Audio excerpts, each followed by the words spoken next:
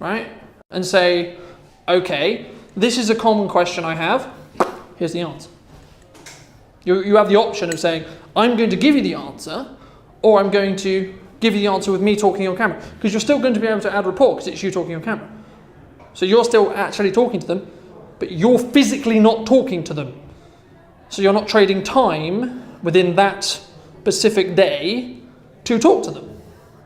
Because it might be 6 months down the line, 3 months down the line, 2 months down the line, 1 day down the line, that they will want to have that conversation with you, but you will actually be able to add enough value so you can push them across to a sale. And this is where it's that having that balance of you need to make sure you know whether they're ready to bite or not, or whether they're in a position where they're going to buy from you or not. Now you may not know that. Okay, fine, then just make a judgment call and then make a decision. And it's just trial and error that you'll know. But eventually, once you've done enough sales conversations, you'll know kind of whether they are or not. And then it's a point of, if anyone ever says to you, oh, we need time to think about it, what they're saying is we need more information. That's what you should be hearing when you hear that. It's got nothing to do with they need time. They need more information. They need to be educated. Because if it was a desirable thing that they had, and they were like, this is literally something I have to do right now, then they would do it right now. The reason why it isn't is because they're not educated enough on it. And it's your job to educate them. So on the flip side of that, if you quote someone, yep. I know quite a lot, you spend the time, you have that conversation, you find out their needs, their requirements, you yep. talk through it, you quote them, and then it goes dead. You don't hear anything. Okay, so how... feedback. So if there's more content available, they might be thinking, that's more money than I want to spend. But if there's content they can go and look at, then actually they can break down the reason why it costs what it costs. So there's two ways I would answer that. Number one is, how are you quoting them? Are you sending them it via an email? Or are you having a call? Like either or both, or a mix of the two. So my recommendation would be you never quote by email. Ever. Ever. Never just send a quote. The process should be, an inquiry comes in, hey, this sounds amazing, let's jump on a call to hear about your needs. Legitimately, I want to know exactly, am I the solution that they need? Right? Great, cool. Then in that call, you give them the quote. The reason why is you can then question or get the objection back. Give the quote, how does that sound? Oh, it's a bit too, okay, cool. So now I can educate you on why it costs this much, if that's the hurdle, right? And then what you do is you follow up that call with the email, reciprocally just saying what you just said in the call. And then if you have content that also reinforces the points you made about why it's expensive, then you win. Because then they're going to go, okay, I get that. Okay, I get that. Here it is again. Okay, I get it. Take my money. Clear my car.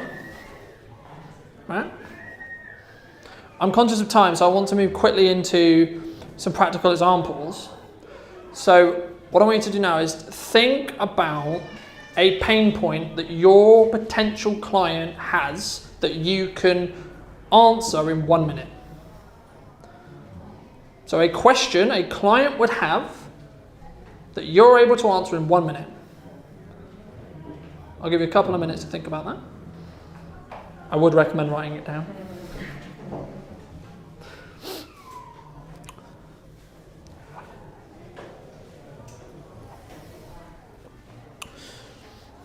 And in a minute, you'll realise why I needed everyone to have TikTok on their phone.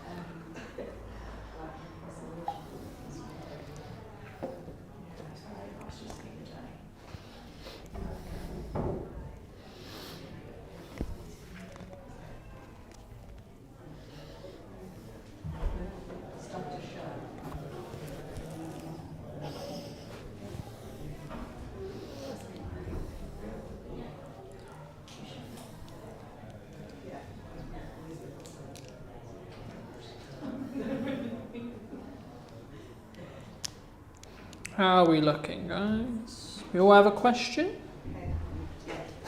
Should be easy. The question thing. And if this isn't easy for you, this is an example of why this is something you need to practice. Yes. Because how are you going to give value to your audience if you don't know what they're suffering with, or what their pain points are, or what their issues are, or what they're trying to overcome? Because you can't be in a position of authority to say, this is how you overcome your problem, if you don't know their problem. Yeah. The thing is, I'm a bookkeeper, so I do kind of know what their problem is. I'm just not sure how I answer that. Okay, so what's their problem? Organisation, interest, lack thereof, paperwork. It's boring, I hate it. Yeah? Yeah. Okay, so how do you make bookkeeping fun? Good question. How do you make bookkeeping fun? A way is to They get. don't do it. A way is to flip the other way around. That's how it's Is done. to say, you think bookkeeping's really boring. What if your books are out of order? What does that look like in your business? What happens to the business? Like, is this what it looks like when they come to me? But what's worst case scenario? Worst case, Worst case scenario, if their books are absolute trash and they can't do a tax return, what? and then they can't file their tax returns. And then what? Business fails. Fine. Yeah. Fine, leading to potentially business fails. Okay, now we know what we're creating content around. Fines. Fines? How to avoid fines on HMRC? Don't have shit books. Give me your receipt. Job done.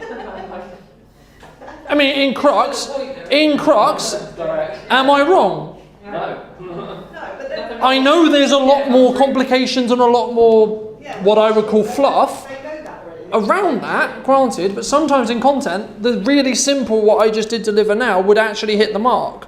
Okay, you've got my attention, right? Yeah, so Your business will fail if you have shit books, but here's how I can fix it. Okay, I'm now really interested on why me having shit books is a good idea, right? yeah. Okay. So after the practice, I'm going to give a little bit of a breakdown of how to do a video like effectively. And the point of that is not to intimidate you into having to do it that way. It's for you to be aware that that's what you should try and emulate. Ideal world, right? So who knows what this is? Or these are? Headphones, yeah? The mic. Who knows what this is? This bit of it. The mic. Why do you think it's designed like this?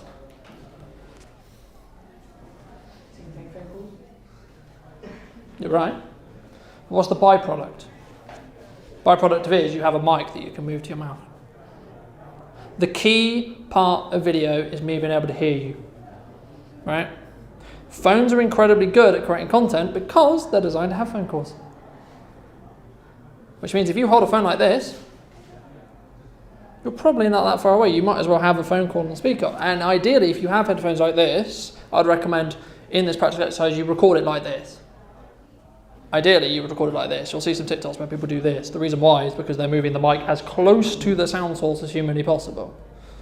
Because then you can articulate to your audience directly. So can everyone please get out their phone?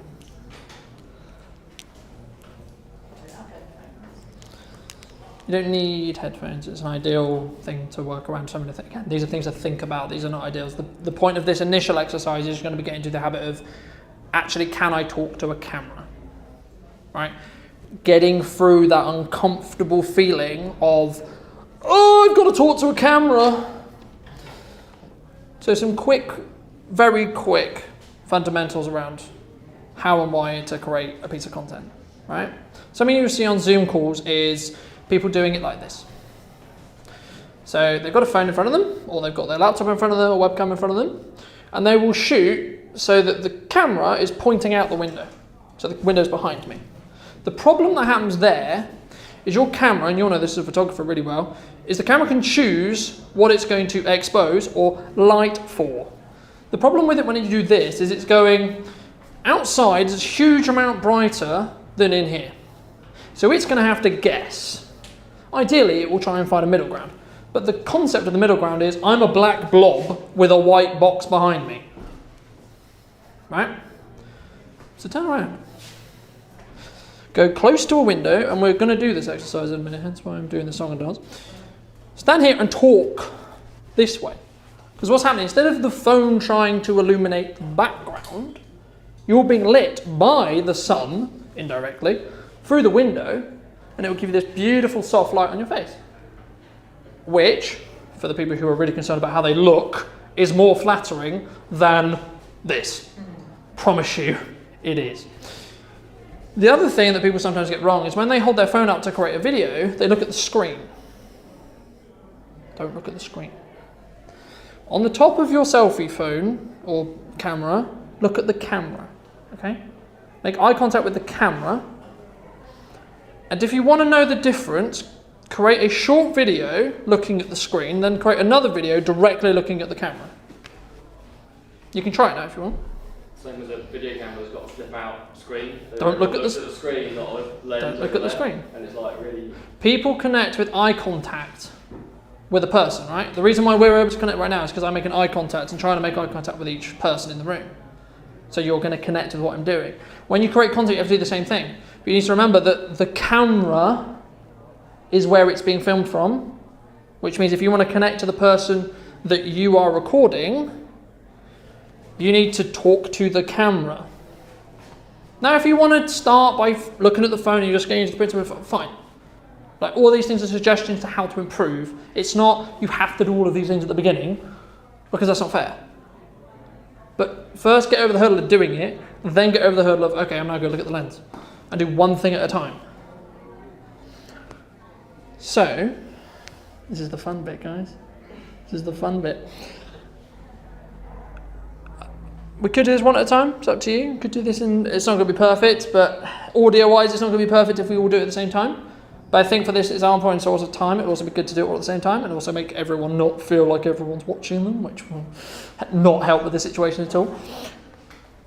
In an ideal world, you should be as close to this window as you can. Feel free to get up and move.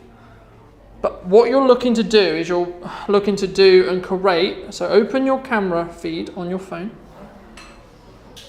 Switch it to the selfie camera. And then walk to the window, and before you've even thought, press record and start talking. It's very important you do this quickly. I'll explain why after, but it's very important you do this quickly. Okay? Doesn't matter what we talk about. Nope. No, literally, this first exercise is walk to the window. It's great if you're here because you literally just stand up and start talking. Video marketing, learning about likes and Press record, guys. Go into video. Hold on. No, I've done a video. You've done a photo. Water's wet. Just, That's where you start, isn't it? it's alright. Made a mistake. Made the mistake now. Oh my god. Just go through your entire feed. I'll look at it right. Oh yeah? So, just a tip, it's that pause, I guys, think, isn't it? don't do photo mode. It's that pause. So Because if you walk up, I've you go now like, been told to we record. can do it when you're on the way up. You are in motion. Yeah. That makes sense. Okay. So how was your first ever video, guys? Bad, it was a photo. Well, preferably yes. I mean, having the phone in the right mode does help, I hear. So what I was trying to get you to do there was get in the way of your brain going, this is going to kill me! Because it's not, right? Really quickly, psychologically, what's happening is your brain's job is to keep you alive, right? This is something which is uncomfortable and your brain doesn't have enough evidence to go, this isn't going to kill me. So quite literally, your brain's stopping you from doing it because it thinks you're going to die. From a tribal point of view. Yeah, well. Right? I promise you won't die from video, I promise you. The reason why you just do it is you can jump in the way of your brain triggering the moment. Right? Now, we're going to do the same exercise again, but what I want you to notice, make sure you're in the video. What I want you to notice is it might be only slight, but it will be slightly easier for you to do. And another reason why I got you to move is your brain is really confused. It's going, oh, you want me to move my legs and you want me to do what? So we're giving your brain stuff to distract it from doing it. So let's try one more time. We're going to do the same thing again. Literally, same thing. Doesn't matter what you talk about. Just create a video, get up, walk to the window, create another video, walk back. Video mode. Yes, video.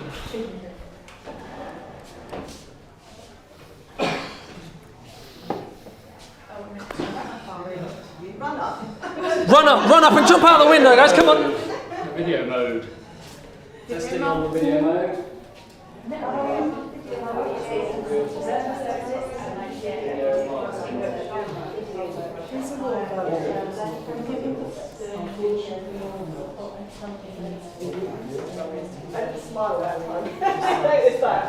And press record. That's funny. Some people do it and they haven't pressed record, don't they? It's like, So how was that? It was marginally better, to be honest. Did it feel better? It was marginally better. Look, this is going to be 1% improvement every time, right? Little, this is what I mean by little steps, baby steps every time, right? The point for me is to get you to the point where you're just going to do it. You're not going to think about doing it. You're not going to worry about doing it. You're not going to think, what am I going to talk about? Because the next bit's really exciting. That question you wrote down,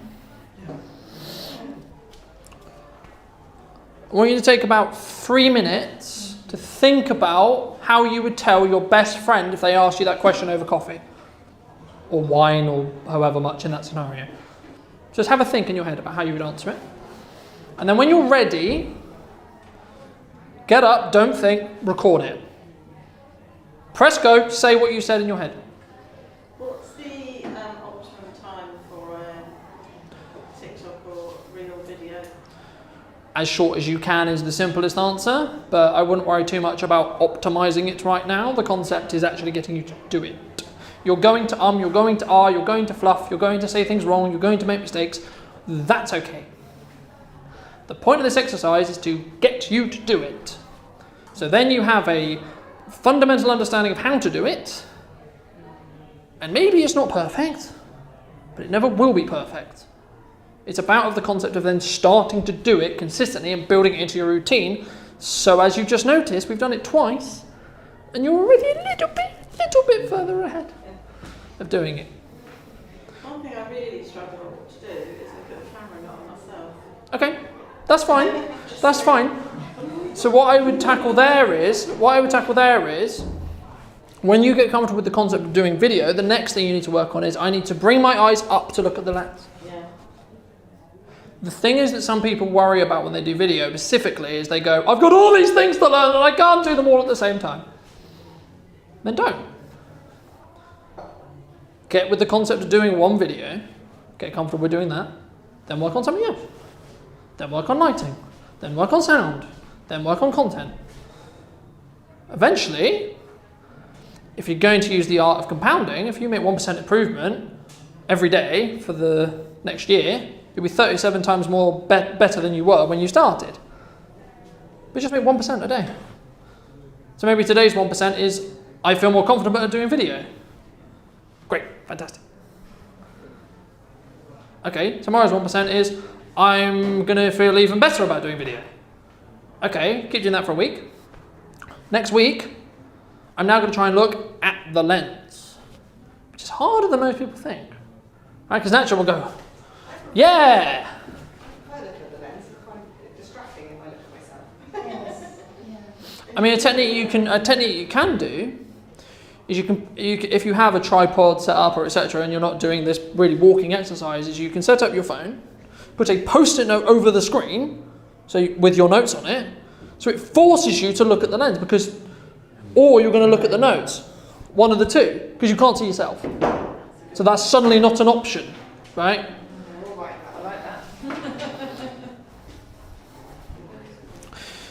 So take about 3 minutes or so, maybe 5 minutes, somewhere around there, and think about if your best friend asked you that question over coffee or wine, how would you answer it? You're trying to help them. They're a starting out business owner. They've come to you with this question. How are you going to help them? You care about them. You want them to succeed. You want them to be incredibly profitable and wonderful and all happiness about their business. And this answer is going to push them on that journey. Have a think. Yeah.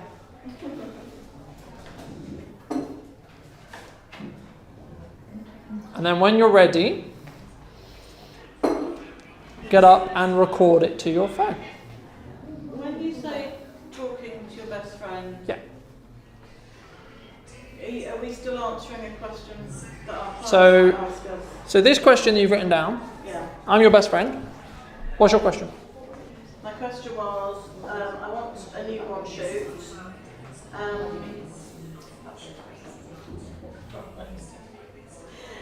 I want a newborn shoot with those lovely curly sleepy poses, but what happens if the baby can't get the baby to sleep?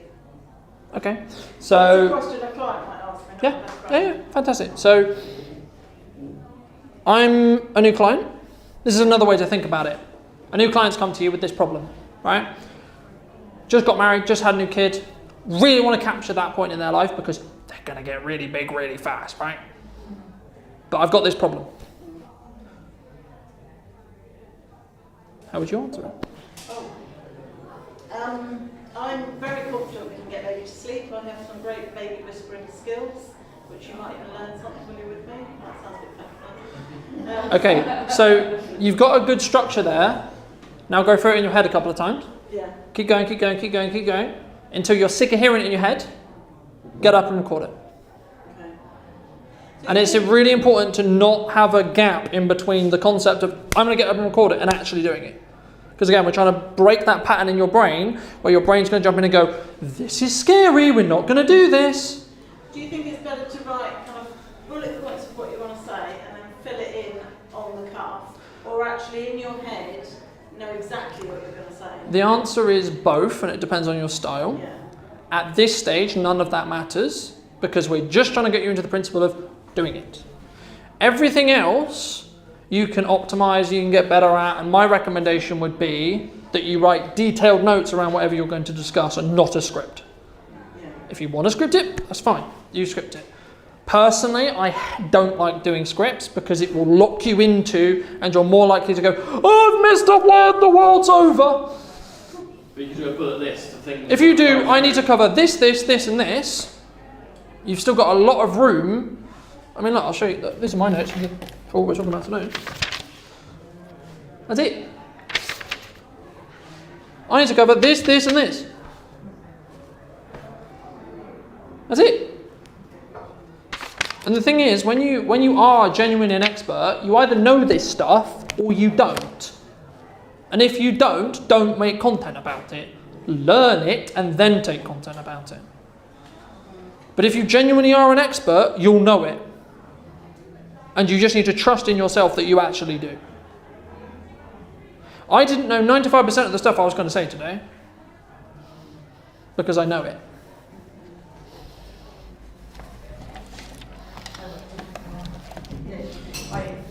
I wrote a script. I like a script. You know the launch up here. I wrote a Do it. script, and I wrote it. Just do it. Of course, I can do a one-off birthday T-shirt for Jack, and just let me know whether you want a photograph or whether you want just single colour writing or anything like that. Give me a call. So I do the script, and I just read through it, I repeat what I need to repeat. Okay, give me a call. And then I'll start reciting it as I walk around the house, and then I do it. But I will like input as I well. don't know why we're doing this. We're filming. That just felt right to me, I don't know. The reason why you feel irritable and tired and not so good is because you're not honouring the natural rhythm of your body. Do it. Do it. You come to this section. Don't think. Just take a step back. Press go, start talking. Just to rest and really honour it. It's how do you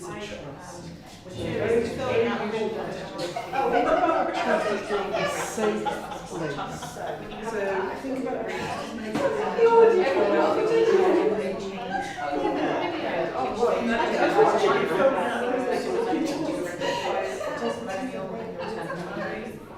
What you have to take from that though is that you might have done it wrong, but you're going to sit up and do it again. Right? It's all about that, isn't it?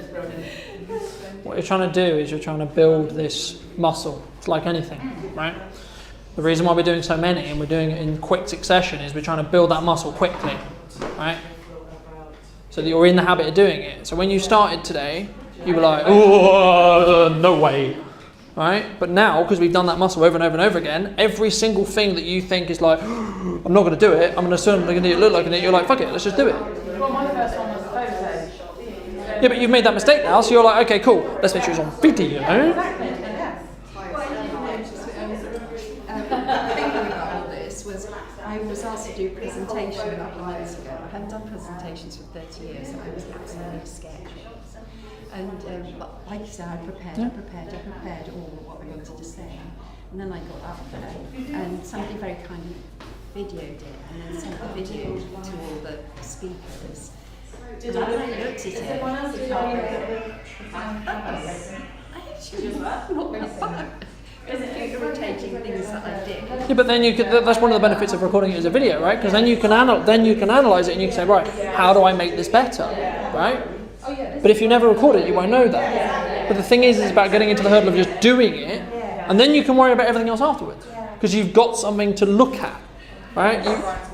Your first video is never going to be good, right? Like, it's never going to be good. I'll break it to you right now. It's going to be a car crash. Get the car crash out of the way. Preferably don't be in it. Talk about death earlier. Never going to be a standard. Never going to be a joke. We're going to live down now. So how was that exercise? I think I'm more nervous being in this room with other people. Oh, this is a harder scenario to do it in. That's deliberate, right? Because if you can do it here now, it's very easy when you come to do it at home when you're on your own. Yeah. Right? But if we go right back to 10 o'clock, and I asked you to do that, you'd have all walked out. Yeah. Fuck this guy. See you later. I'm not doing this. Not too late. I mean, hopefully not, but we've got about, well, officially 7 minutes. I want to do that as Q&A, if everyone's happy to do that as Q&A. Just a quickie. Yes. As you said earlier on about landscape and... So the difference between landscape and portrait, if you're optimizing what you're doing, again, everything I'm about to say is optimizing what you're doing. LinkedIn and Facebook want you to be landscape, the other way around. And Instagram, TikTok, and any like infinite scrolling feed wants you to be portrait, so it fits into the screen. And from an algorithmic point of view, it will punish you if you've just put a landscape video with a big black bar on each top and bottom. It will, because it'll be able to see it. The way around that, if you haven't filmed it portrait and you are going to post-edit it, scale the video up. Now that comes into problems because how we're filming it deliberately is so I can do that. And if you haven't done that, that could be challenging. But for you guys' case, I would just always film stuff as portrait because that's most likely how you're going to film natural doing it because of the way you hold a phone, right? It's unlikely you're going to walk around like this, right? You're more likely to do it like that because it feels more natural in the hand, right? That's where a lot of this content comes from because the infinite scrolling feed is this. That's where it comes from. But that's also how it's going to be consumed and that's how the platform wants you to deliver it. So, but the thing you need to focus on at the moment is your content. Because it doesn't matter, I can make it look and sound amazing and I can teach you all of the techniques to how to do it. If your content's shit, no one cares. What you say has to be valuable. I'm not saying at the beginning, and that's why I did an entire hour on understanding about who, why, and when. Because if you get that stuff right, and as long as you can actually articulate it through like decent audio, so it's not really muffled and really bad in regards to audio, everything else doesn't matter. It can be dark. It can be like not ideal framing wise. It can not be an ideal video from a visual point of view, and it doesn't matter. Because it's not the product you're selling. For me, everything has to be on point because that's the product I'm selling. But for you guys, it isn't. So again, it's like understanding who are you talking to and what are they going to judge, quote unquote. Does that answer your question? Fantastic. Any other questions? Reels. Just making a reel. I mean, so many people that do what I do, they make so many reels about the bits that they've done to the vehicle, Mhm. you know, and they zoom in and pan out, spin round, and put the music. I mean, we're getting quite arty at this point because of what you do is great, and you can do that kind of content, and that content's really visual. If you so wind that back. Yep. What's the most simplistic, most basic way? Because I've never made a reel to do a basic reel, either of me me filming myself saying something, Yep. or a basic reel of showing some work that I've done. Do you have Instagram on your phone? Yeah. Open Instagram. Everyone can do this. It'd be a good exercise for everyone to do. So open Instagram. If you've updated your app, it'll be at the bottom of the screen. We're looking for a plus button. Yeah. Click that one. Select Reels. Yeah. Now, there's going to be two cameras you're either going to see. One, it's your back camera. So if you see the floor, it's your back camera. If you see yourself, it's the selfie camera. It should be the selfie camera, hopefully. And the quickest and easiest way to create a reel, at the bottom of the screen, there's a white circle. Yeah. Hold that white circle and it will turn red. You're now recording that camera. So if you go down to the... Yeah, so you're on your one version back on your app. So you just go here and then go to Reels. Hold it down and just press it. Yep. So if you hold it down, so press it. Holding onto reel. There you go. So you're now recording. And then you start again. So now I would just talk. So you're being invited to remix other content, which is very exciting but absolutely useless. So we're just going to click OK for now. And there we go. So what you are all hopefully now seeing is the real creation platform within Instagram. The TikTok one looks identical. Outside of it's got TikTok branding instead of Instagram branding. This is how I would start. Because you don't have to edit, you don't have to do anything. I'll use your example with like loads of different clips. Yeah. Quick clip, stop. Quick clip, stop. Quick clip, stop. That's how that's made. Okay. And because Instagram wants you to create real content, the entire ecosystem of that platform is designed to be easy to use. I can go through it if you want me to, but I think it would be a waste of time because it is pretty self-explanatory. It's do this, do this, do this, do this, do this. You have a set of clips. You can then play around with those clips. You can move the order. You can add music. You can delete some clips. It's all within the app. So it's designed in a specific way where you can literally go from opening Reels to posting a reel in like 3 minutes.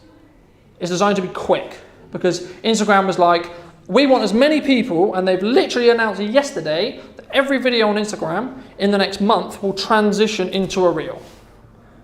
Every single video. So that's all the videos that were just videos and anything new. Automatically will be posted as a reel. What if you want to do, if you want to do say you want to do a 10-second video, something in a story, that's just a story frame, isn't it, really, essentially? Yep. But that's going to change into a reel. So the stories is the only thing that will stay separate because they're separate. They're basically the concept of stories is a 24-hour glim into my life. That's the idea of it. But the actual content you post to your page is, because at the moment Instagram is quite confusing. We've got videos over here, we've got IGTV over here, we've got Reels over here. So Instagram went, okay, we're just going to combine them all. Because it's too confusing and there's too many, and people don't really know what's going on, and there's the videos over here, and videos mean this, and we've got a different app completely for video, and so it's just a massive...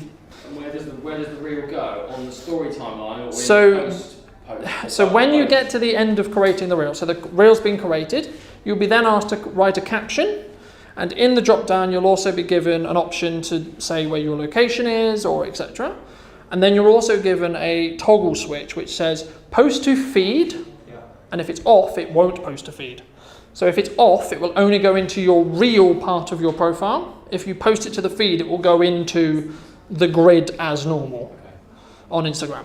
So it depends on, do you want it in the grid or do you not want it in the grid? And if you don't, it's gone? Nope, if you don't, it goes into the separate tab that has the real logo. So it will just be posted there. And then you can, and basically the reason why you should post stuff as an Instagram reel over something else is because when you post it as a reel, it goes into the reel algorithm instead of going into the video algorithm, which will give you the likelihood that it could go viral. There's lots of science behind that. I won't get into that today. If someone wants to have a conversation with me afterwards about that, I can.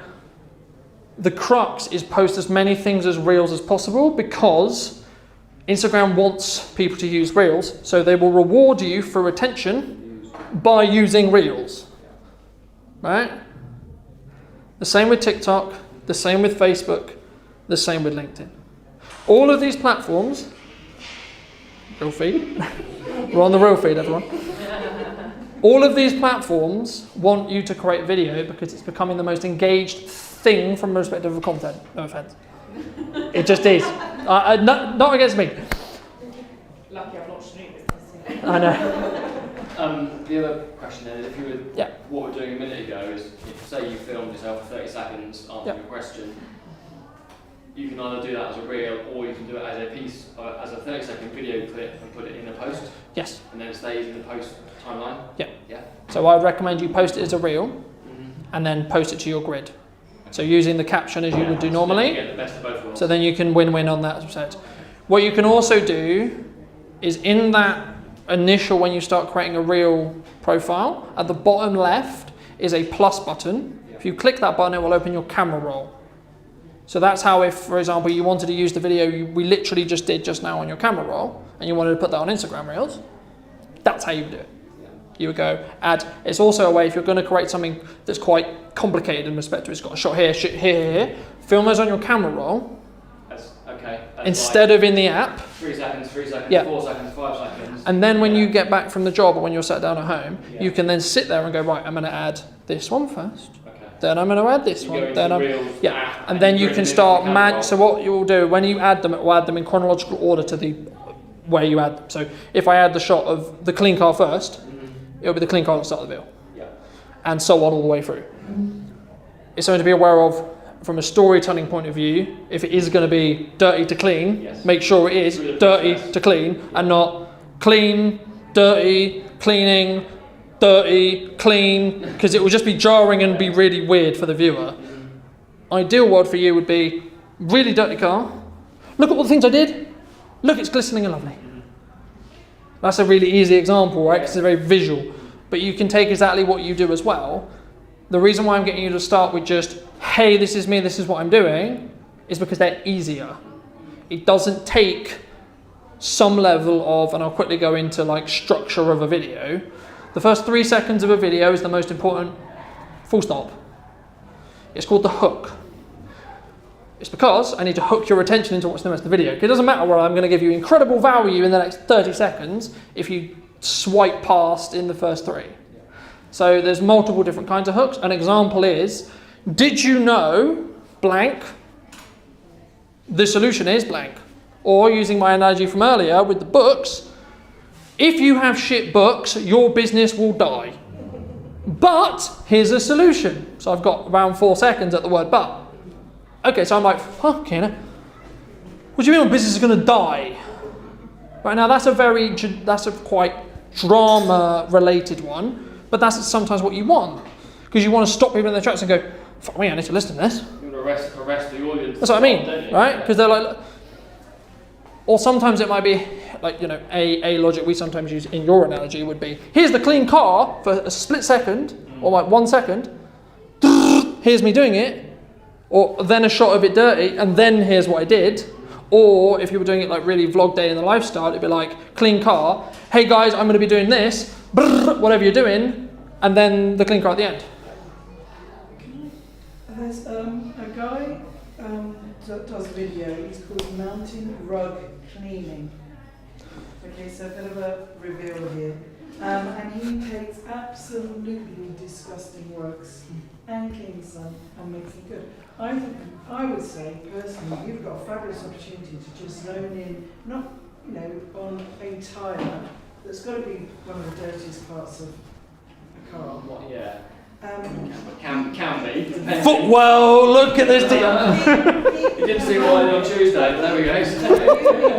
You in Canberra showing what you're Yeah. doing to it. Yeah. Have a look at that. Have a look at Mountain Yeah, Rug. the flip side of that, for me, It's a is great before and after opportunity Yeah. that you've got that maybe the Yeah. rest of us I can't do. quite a lot of the time I go away from showing too many befores, because if it's a job that I don't want to get more of that work, Yeah, if I show it, I'll get more of that work. that's a really key point If actually. I put lots of pictures of Yeah. motorhomes, I hate doing motorhomes. If I do a client's car and they've got a motorhome, I'll do their motorhome. Yeah. I won't advertise. So the really, really key thing with anything you do in marketing is only advertise the stuff you want more of. Yeah. Right? If I want more workshops, I'm going to advertise that I've done a workshop. Right? If I don't want a workshop, I won't advertise I want to do a workshop. Because you'll get what you put out. Right? I mean, how did I get to this situation? Quite literally, I put out me talking in front of a room, and now I'm stood in front of a room. Simple, really. People sometimes overthink marketing. It's cause and effect. That's it. You do this thing, it has this approach later on. Just a quick question. When you're doing the videos for the reels, Yep. it goes into your reels section, Yep. but you choose when you want it to go public, or does So- it automatically go public? So when you post it and you press post, it will go live. So the one thing which is a caveat on Reels specifically is it has lots of attention, but there isn't a scheduling API for it yet, which is really annoying. You can't save a draft. No.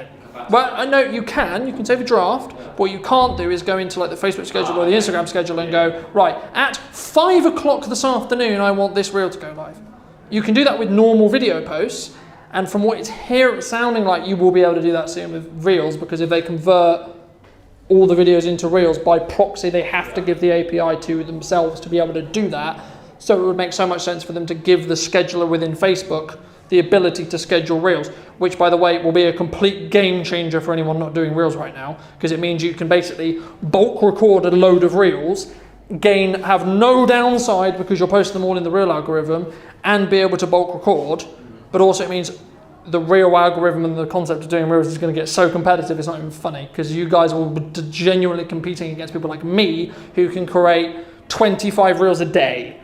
So it's like, now's the time to do it, because when that starts to happen, it's not like it happened, there's no point. There's lots of point, and there's lots of more reason to do it, but it's going to get harder and harder and harder and harder and harder, and that's why I'm saying, and I said at the beginning, the sooner you do this, the sooner you can win from doing it. How important is trending audio? It depends on if you want a trend jack or not, or what I would call trend jam, which is basically you take a song or something which has organic clips or organic coverage and you twist it to your business. Personally, I would rather build a slower group that takes time to grow in respect to, like, it's just organic content and there's no trending sounds and etc. Because I'm not trying to explode my account, because again, I'm not trying to look at, I don't want numbers, I want a good amount of the right numbers. But the thing is with sound specifically is you'll just get a load of influx of people, which there's pros and cons to having, but it's not exactly what you want, especially when you're doing it to grow your business. To grow your business, actually, arguably, I would say just create original content that talks to your ideal consumer or the person you're trying to help, and put it out and let karma worry about everything else. Do you think concentrate more now about me being the face and talking? The thing you should concentrate on is becoming the only authority figure in your niche. That's it. Yeah. That's and adding value to the people you want to serve. Yeah. Being the only person who can be that solution for them. I've overthought it from the start, and I've gone straight in with trying to do these fancy reels and just got myself in Yeah. my knickers in a bit of a twist about it. The thing is, you are a lovely person. And Well, I think thank that- you. I think to our faces. I definitely think that you showing you is going to be a massive thing in what you do with photography, because I'm going to be more drawn to you. Especially in what you do, because people want to be, like when I do coaching or when I do video consulting or video production with people, they want to connect with me to have a connection with me because they want to trust me.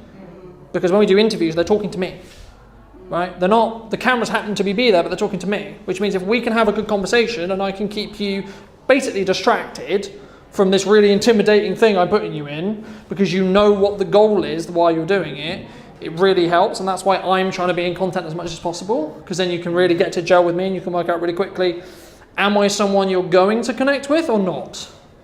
And moving back to what we discussed at the beginning, you're going to get people who are going to be like, holy shit, he's perfect. You're also going to get people like, he's a fucking twat. But you don't want those people, because those people were never going to pay you because they think you're a twat. You do want those people. to go. That's all right. Sports day, and I'm needed. So. Well, thank you so much. Thank you so much for coming. Hope you took value from it.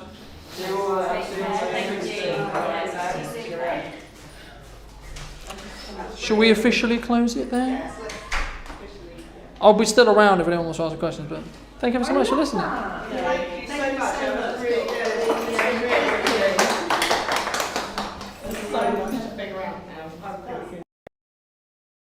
Good morning, everyone. My name is Colton Brunton. I run Brunton Media in Salisbury, and today, as you may have guessed, we're going to talk about video. Well, preferably, I'm going to try and teach you how to actually create content through your phone. But the first question I wanted to open with was just a quick introduction so we can all get to know each other a little bit more, and also so for me, I can get to know the context of the business as well, so I can potentially give you some really good advice, very industry specific if I can.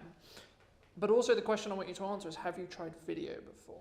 So should we start at the back of the room with Galen? That'll be the easiest way, and then circle around. Okay, yeah, so you're with me. I'm Galen, do content writing services, so I'm a copywriter and do content as well online. I have never done video marketing in my business before because it scares me. But obviously Instagram Reels are a huge thing right now and probably something I should be doing. And probably more videos of myself to really put a face to my business out there online. So that's me. Hi, I'm Nikki. You guys all know me already as well, but my other business is On Track Business Support. And I also don't do videos for the exact same reason. They scare me. Who would like to go? Sam? Yeah, I'm Sam. I am part of a family printing company. I haven't done video marketing, but I'm definitely keen to do it with all of the machinery that I've got. So Good. I am Fiona, I am a photographer, Fantastic. and I have done video, do video potentially. I've taken to doing Instagram Reels, every other post on Instagram, but if I can avoid being in them I am. And I've started procrastinating about them, and which I do generally with social media. I kind of keep it up for a while and I think, oh, I don't do that, busy enough. And then, so that's where I'm at the moment. I'm like, I need to do one because I can't post my other post until I've posted my reel because otherwise my grid will live on. That's a separate conversation that we may or may not get into later on. Ryan, RPM, balancing and detailing. There's obviously quite a visual end product of what I do. I tend to use stills a lot. I have done some video before. I do have a YouTube channel, but I don't use it. I don't populate it. It's just kind of there to be part of all the social stuff that I've got. The videos that I have done tend to have been what I walk around to the cars, but I haven't really done it for a long time. Same as a lot of yourselves, I don't really flip the camera and be engaging with me and people buying into kind of the service that I deliver and who's delivering the service. It's more about the end product, the end result of what I do and what I do. So maybe I need to think about that a little bit more. Reels, yeah, I've not done them. I've used an app called Splice a couple of months ago to kind of come up with a video, but it wasn't very good, I don't think. So I need to improve on that and really sort of look at doing Reels and other ways, I suppose, to maximise video for business. Fantastic. What about you both, ladies? I'm Shira, and I'm a wellbeing coach, and I also do aromatherapy, massage and things like that. I haven't had the confidence to do it. I have tried and done a few things and then deleted them. It just feels very false, stunted, not natural. So, yeah. Okay, fantastic. I'm Claire, I run Dorset Coast Wills, and I'm seeing more use of video in my industry area, and it, everything that everyone said already applies to me too. Fantastic. Okay, so the reason why I wanted to ask that is because I don't want to waste your time, right? So the crux of why you should use video, everyone's I think established on, is because we can have that personal connection without trading time, right? But the thing I'm going to really focus in on today is the confidence aspect of it, because it seems to be a really common trait among the group. there's a lot of mindset work that one needs to do if they're going to be on video, right? So a lot of the questions around how do I look, how do I sound, what am I going to talk about, can be really remedied by, number one, planning what you're going to do, right? That helps. I don't mean necessarily script the whole thing, I just mean come up with an idea, right? So a live stream is a key example of this. Traditionally, a live stream was, right, we're going to press live. Okay, we're going to wait for some people to join. I'm not going to do anything, I'm not going to say anything. I'm just going to wait for people to join. And then I'm going to wait for some questions. But the problem with that is you haven't given them any context. You haven't given them any content. You haven't delivered anything. So how can someone ask you a question? So one of the things you need to do in marketing is you need to firstly understand who you're trying to target, right? So what do you want to do from your marketing, right? In layman's terms, it's I want to get more work, or I want to get more awareness, or I want to get more knowledge around what I do, okay? Fantastic. But that's the really easy answer. So what's below that, right? What's actually going to get you, because everyone in this room, if you take your own personality away from your business, what's going to stand you apart? So not your personality, so it's not you, which at the moment we haven't shown from what it sounds like in the room. So why should I go to anyone in this room over going to someone who does exactly the same as you? What's the distinguishing factor that there isn't one at the moment technically, right? Because the reason why someone would choose going to me over going to someone else who does what I do is because they like my approach. Problem is, if I never show you my approach, you don't know what my approach is, so you can never be in the position where you either like it or don't. The thing is about target audiences is you need to choose, and it's like in life, etc., right? Like you personally aren't going to connect with everyone, but also in business, you don't want everyone. So suddenly you'll realize once you actually lean into this and believe in this, you'll suddenly go, well, why am I worried about so-and-so being a keyboard warrior? Why am I worried about this person who's anonymous saying that my content's rubbish or not very valuable? But also the other way is this, right? Like it's not my job to decide what's valuable. It's the person consuming's job. So what I would say from a confidence point of view is there's a certain level of you just have to do it, right? Which we'll get onto a little bit later on. But also you need to ask yourself about why you're having those hurdles yourself from a psychological point of view to go, well, why don't I? Why do I care what people think? Why do I care? Like, are you either doing it to increase the likelihood your business is successful, or are you doing it because of a vanity metric of I want to be famous, or I want to have social media followers, or I want to gain likes, or whatever? Nothing wrong with any of these answers, but honestly ask yourself, what do you want from it? If you're doing it for work, and you're doing it to get more work out of what you're doing, then you have to do it. And in the nicest way possible, you have to put your big or girl pants on and just get it done. Because it's not going to suddenly be easy until you do it, right? Like me giving this workshop, or me giving talks, or me giving talks. If you had talked to me at the start of the year, I would have gone, no, don't be silly. But now I know it's the path that I need to go to grow what I'm trying to do. So it's like, okay, is this uncomfortable at the beginning? Yes, it is. But why does that matter, right? Am I being authentic to myself, and am I going to hopefully add value to you? Because that's what matters. This uncomfortableness for me is part of the process in becoming comfortable in whatever it is that you're doing. You can use video today as the example, but I'm sure you've had it with clients. Oh, I don't want to be on camera. No. Don't take my photo. No, don't do that. You know. So the question is, like, why do you think you're not going to look your best? Now, I don't need to know those answers, but you do, right? Because it doesn't matter to me, but it will matter to you, and it will matter to your audience, because if you're going to be authentic to yourself, which is where social media is now going, with the changes to iOS, with the changes to cookies coming, etc., the concept of having targeted advertising is going away.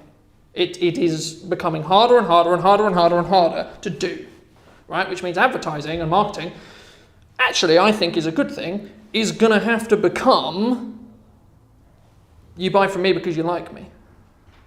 You buy from me because you trust my opinion. You buy from me because you see me as an authority figure in video, right? Or in whatever you do. Where you could potentially get unstuck is where you yourself don't believe you're an authority figure.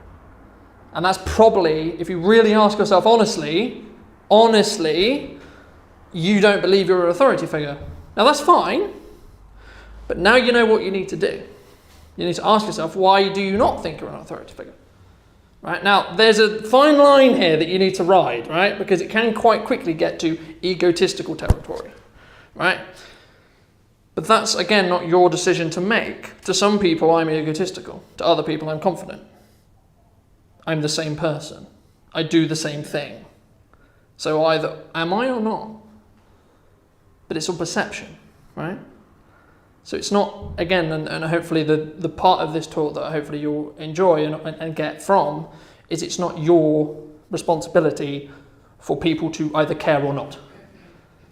Create content that talks to the person you want to talk to, and by proxy you will alienate the person you don't want to talk to, but you need to be okay with that. Because otherwise you're just shouting into the void hoping someone listens, but you're actually not saying anything at all, because you don't have an opinion.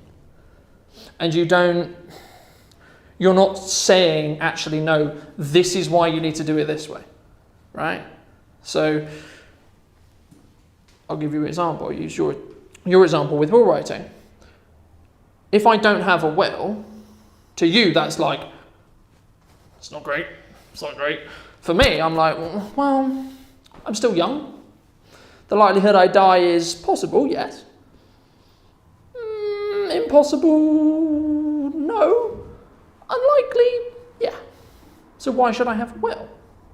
But until I'm educated on like how me not having a will right now is a problem, then I don't know I don't need a will. Because you don't know what you don't know, right? It's the same with what you do, getting, right? If someone doesn't understand the value of SEO, or doesn't understand how you've written content, or even images, or even what I do, why do they not? They don't know they need to do video. They don't know they need photography. They don't know they need blog content. Like, if my car's, I'll use Ryan as an example. If my car is always dirty, I don't know what it's like clean. Right? If I just wash it with a sponge, I don't know what it's like when it's been detailed. Right? Like, so it's about, like, when you create content, it's about saying, hey, look, I want your attention over here because I'm trying to tell you something really important. It's not about, look at me, I'm amazing. I'm the vehicle to educate the client or the target market on whatever it is I do. Just so happens to be me doing it. And once you're in that mindset, it will start to remove yourself from my camera.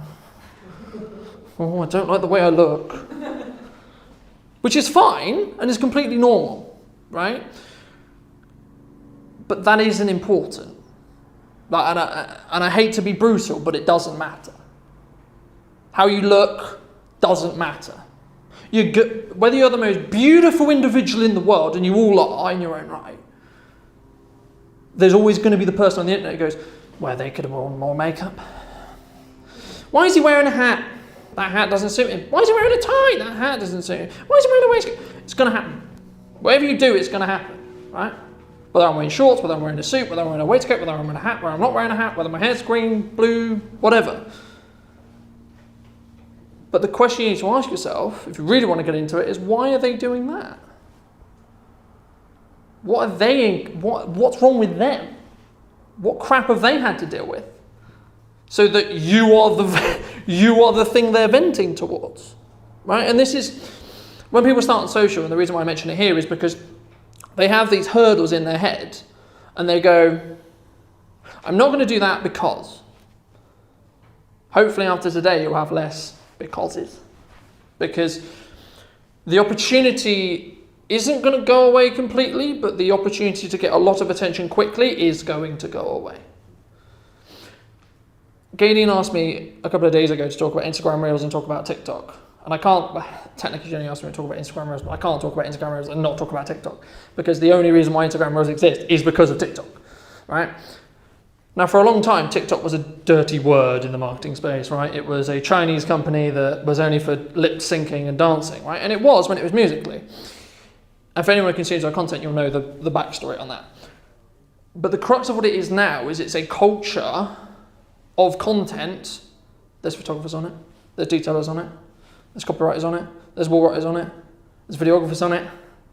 Every single industry has a culture related to it. TikTok calls it culture talk. You can call it what you like. It's a sub-niche within TikTok itself. Same is true on Instagram, same is true on YouTube Shorts, the same is true on YouTube. Every platform has a culture within it. Same with LinkedIn. You can be very specifically tailored around that because you're only going to choose who you're going to connect with, right? So if you only want to talk to lawyers, just connect with lawyers. Suddenly all of your connections are lawyers. There we go. The crux in that is firstly consume a load of stuff. If you want to know how to create it and you want to know what's engaging, go on TikTok. How people have their phones on them? Everyone? Fantastic, okay. So we'll do the first practical exercise. Who doesn't have TikTok on their phone? Okay, first step, let's get TikTok on everyone's phones. Oh, really? I love it. I just share games. I'm sick of I watched this lady sleepwalking all the time. Do you know the lady? Not personally, but, you know, Yeah, you showed me. I'm intrigued. If I've room left. It's creaking. I don't want it very often, but That's what she says publicly.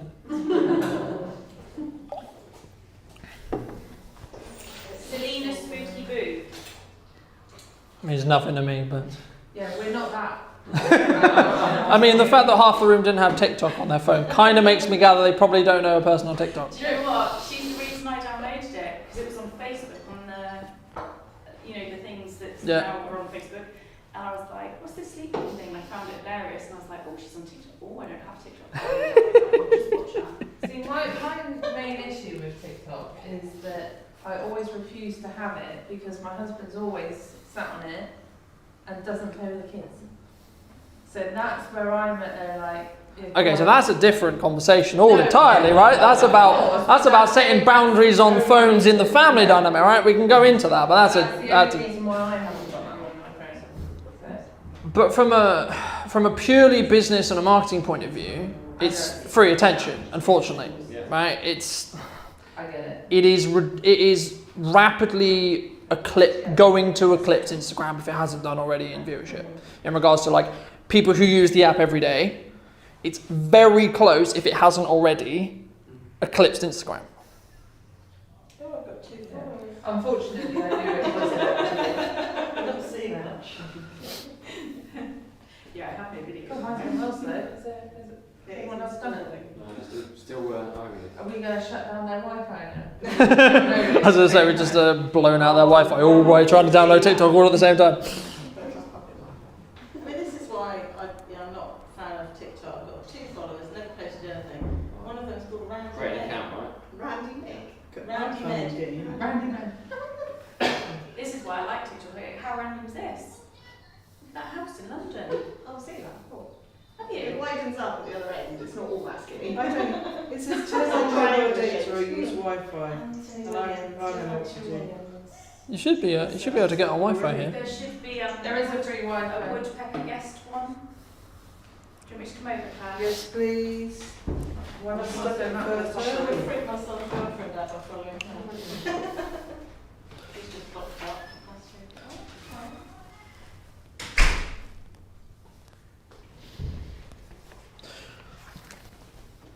Interesting. We weren't expecting such a large part of the thing to be. It's just going to say, it's going to have a tick box. So just do the tick box and then click connect. Do you want me to do it? Are you on there? Oh, there it is. That's it, isn't it? Yeah, that's it. Someone's definitely on TikTok.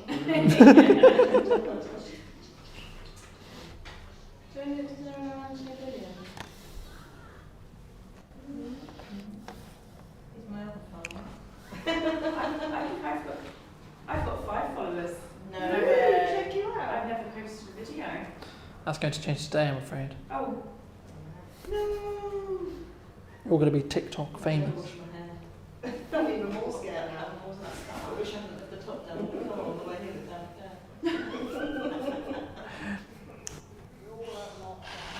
You see, the things you're already worrying about before you've even got the content, right? So this is where you've got to start working on your mindset to go, actually, me having white hair or me having not perfect hair or me not having perfect this or perfect that doesn't matter.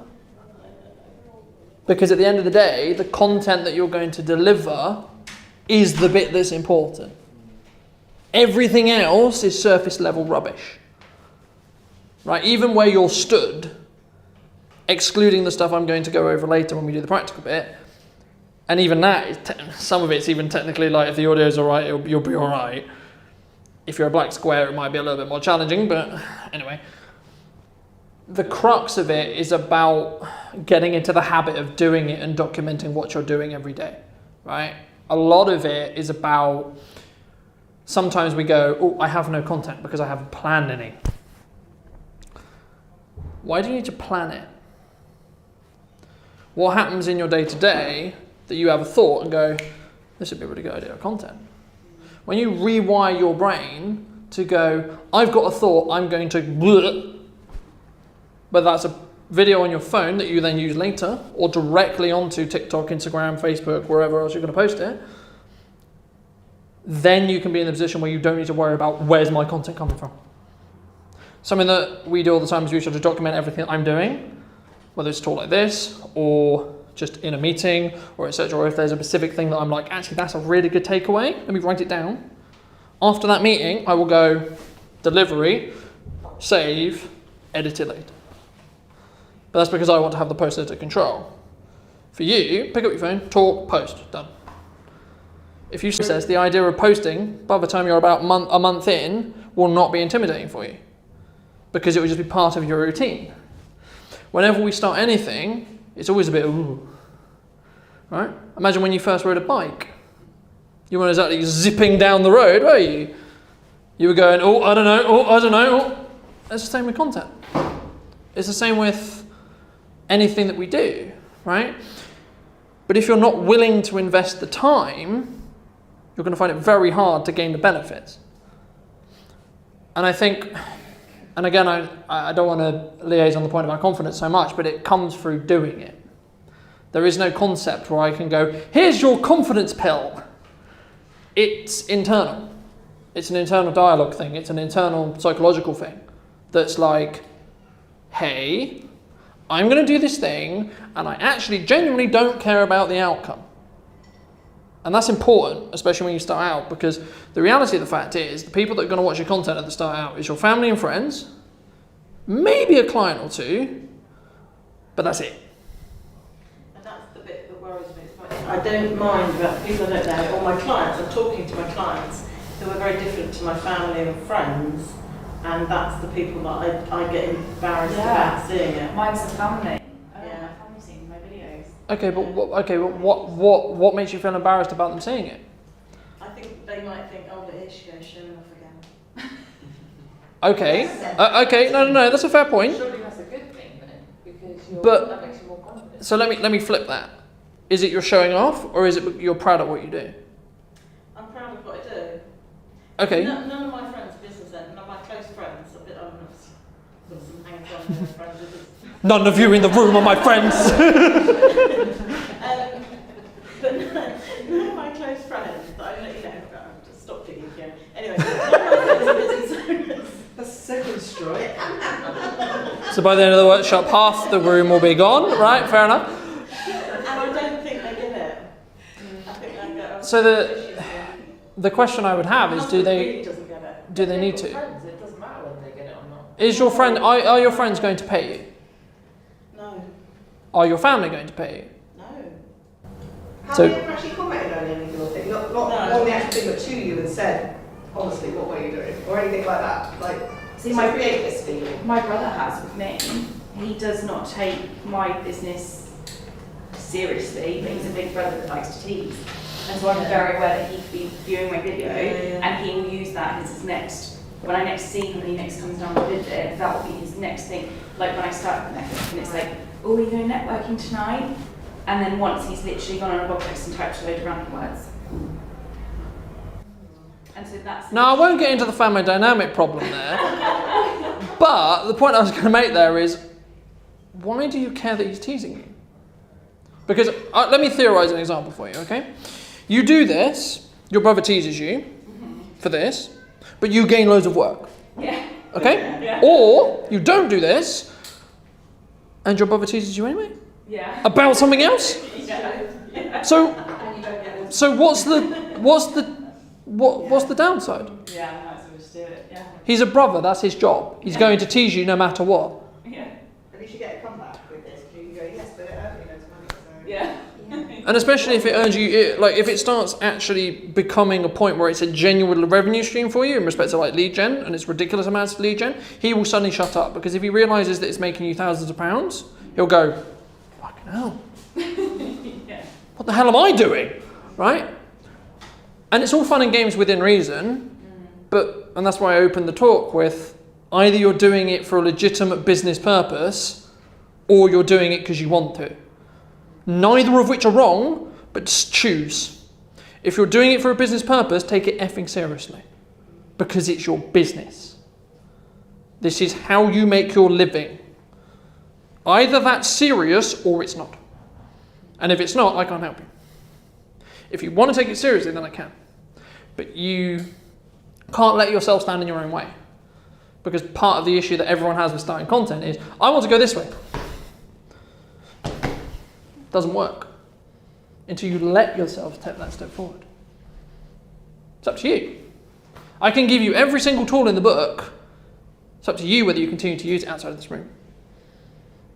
I can teach you how to create a video and all the fundamentals of how to create a video and how to choose a target audience and how to think about it. But you actually have to do it consistently for it to work. And this is the key thing with video. A couple of years ago, about 2012 backwards, you could do a promotional video and it would actually do a lot for your business. Because people still had that wow factor. They're like, wow, that's incredible.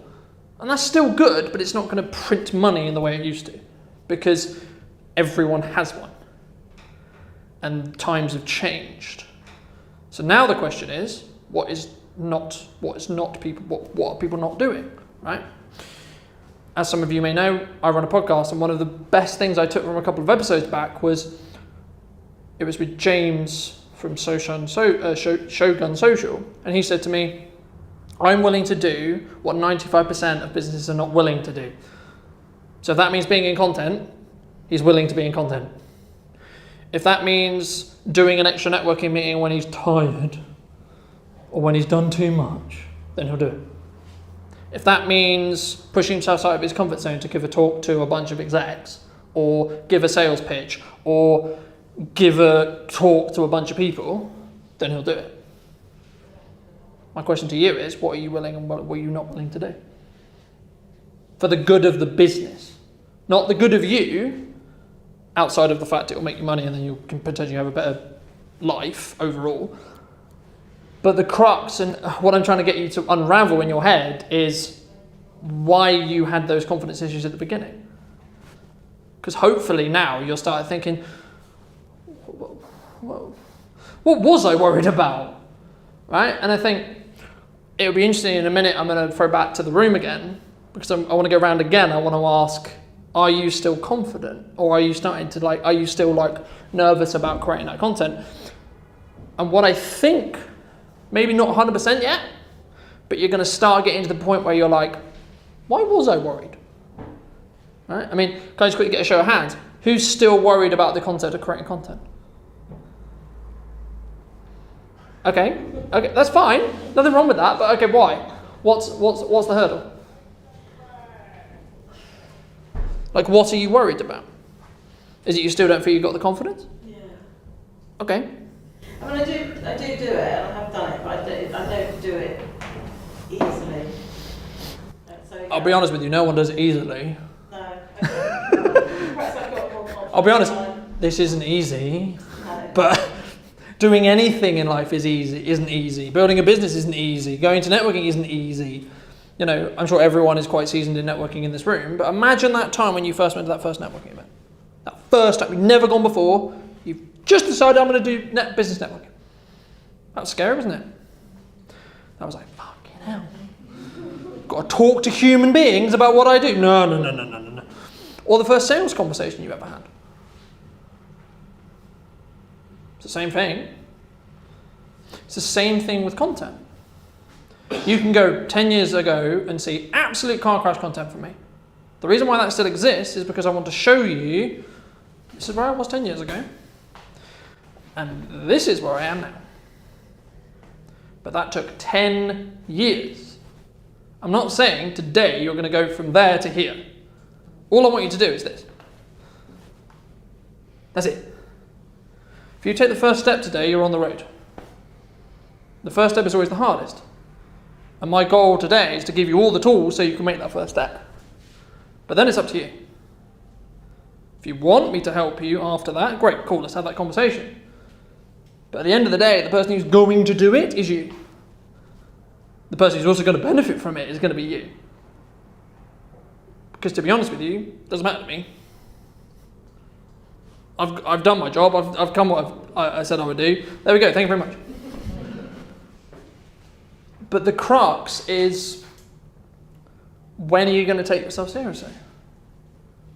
As a business owner, or as a thought leader in your industry? Whichever one is harder for you to gravitate your head around right now. Because clearly everyone in this room has been in business long enough to be a thought leader. You just haven't made the decision to be that yet. Because if you're in business, you know enough to be in business. Otherwise you wouldn't be sat here now being in business. Right? So surely you've got more than enough information to become a thought leader. So what's the difference between a thought leader and you? The only difference is the thought leader articulates what they know consistently. And they have a level of prestige because they can talk in front of a room or whatever. But that's a credibility building thing that happens by doing it. As I said, when I started doing talks at the start of the year, was not comfortable at all. You can probably tell that if you look at some of the first talks we did this year. But I knew I had to get through that stage so I could be comfortable with this. I was going to say, are we on TikTok or? It's taken me that long to get in. Fantastic, we got there. Yes, yes, we're there. Fantastic. I was like, I've heard this before. We must be on TikTok. So I didn't search that. and this is, it's funny you mentioned that. This is the thing about TikTok and why it's so powerful and why it was emulated by everyone else. Was because you didn't have to search anything. You open the app and go, been served content already. Don't look kids. And it will be content you like. Now the background behind that is very simple. What have I watched for longer periods of time? Right? I'll use the really simple analogy that I use in all my talks, which is, why is my FYP full of cats? Probably because you've watched Cats, Colin. Just saying. But the thing is, it's about understanding the algorithm is really simple. If you give it watch time, you'll be served more of it. So if you don't want to be served Cats, stop watching Cats. However much that might be heartbreaking. Maybe in your case you want to watch Puppy. I don't know. But you've got one in reality, so why you're on TikTok watching one is a separate conversation. Or someone sleepwalking. Or someone sleepwalking. I mean, I'm not judging, but anyway. The crux is, you can use TikTok in two ways. Either you can be a creator or you can be a consumer. What I'd recommend is you start being a consumer before you be a creator.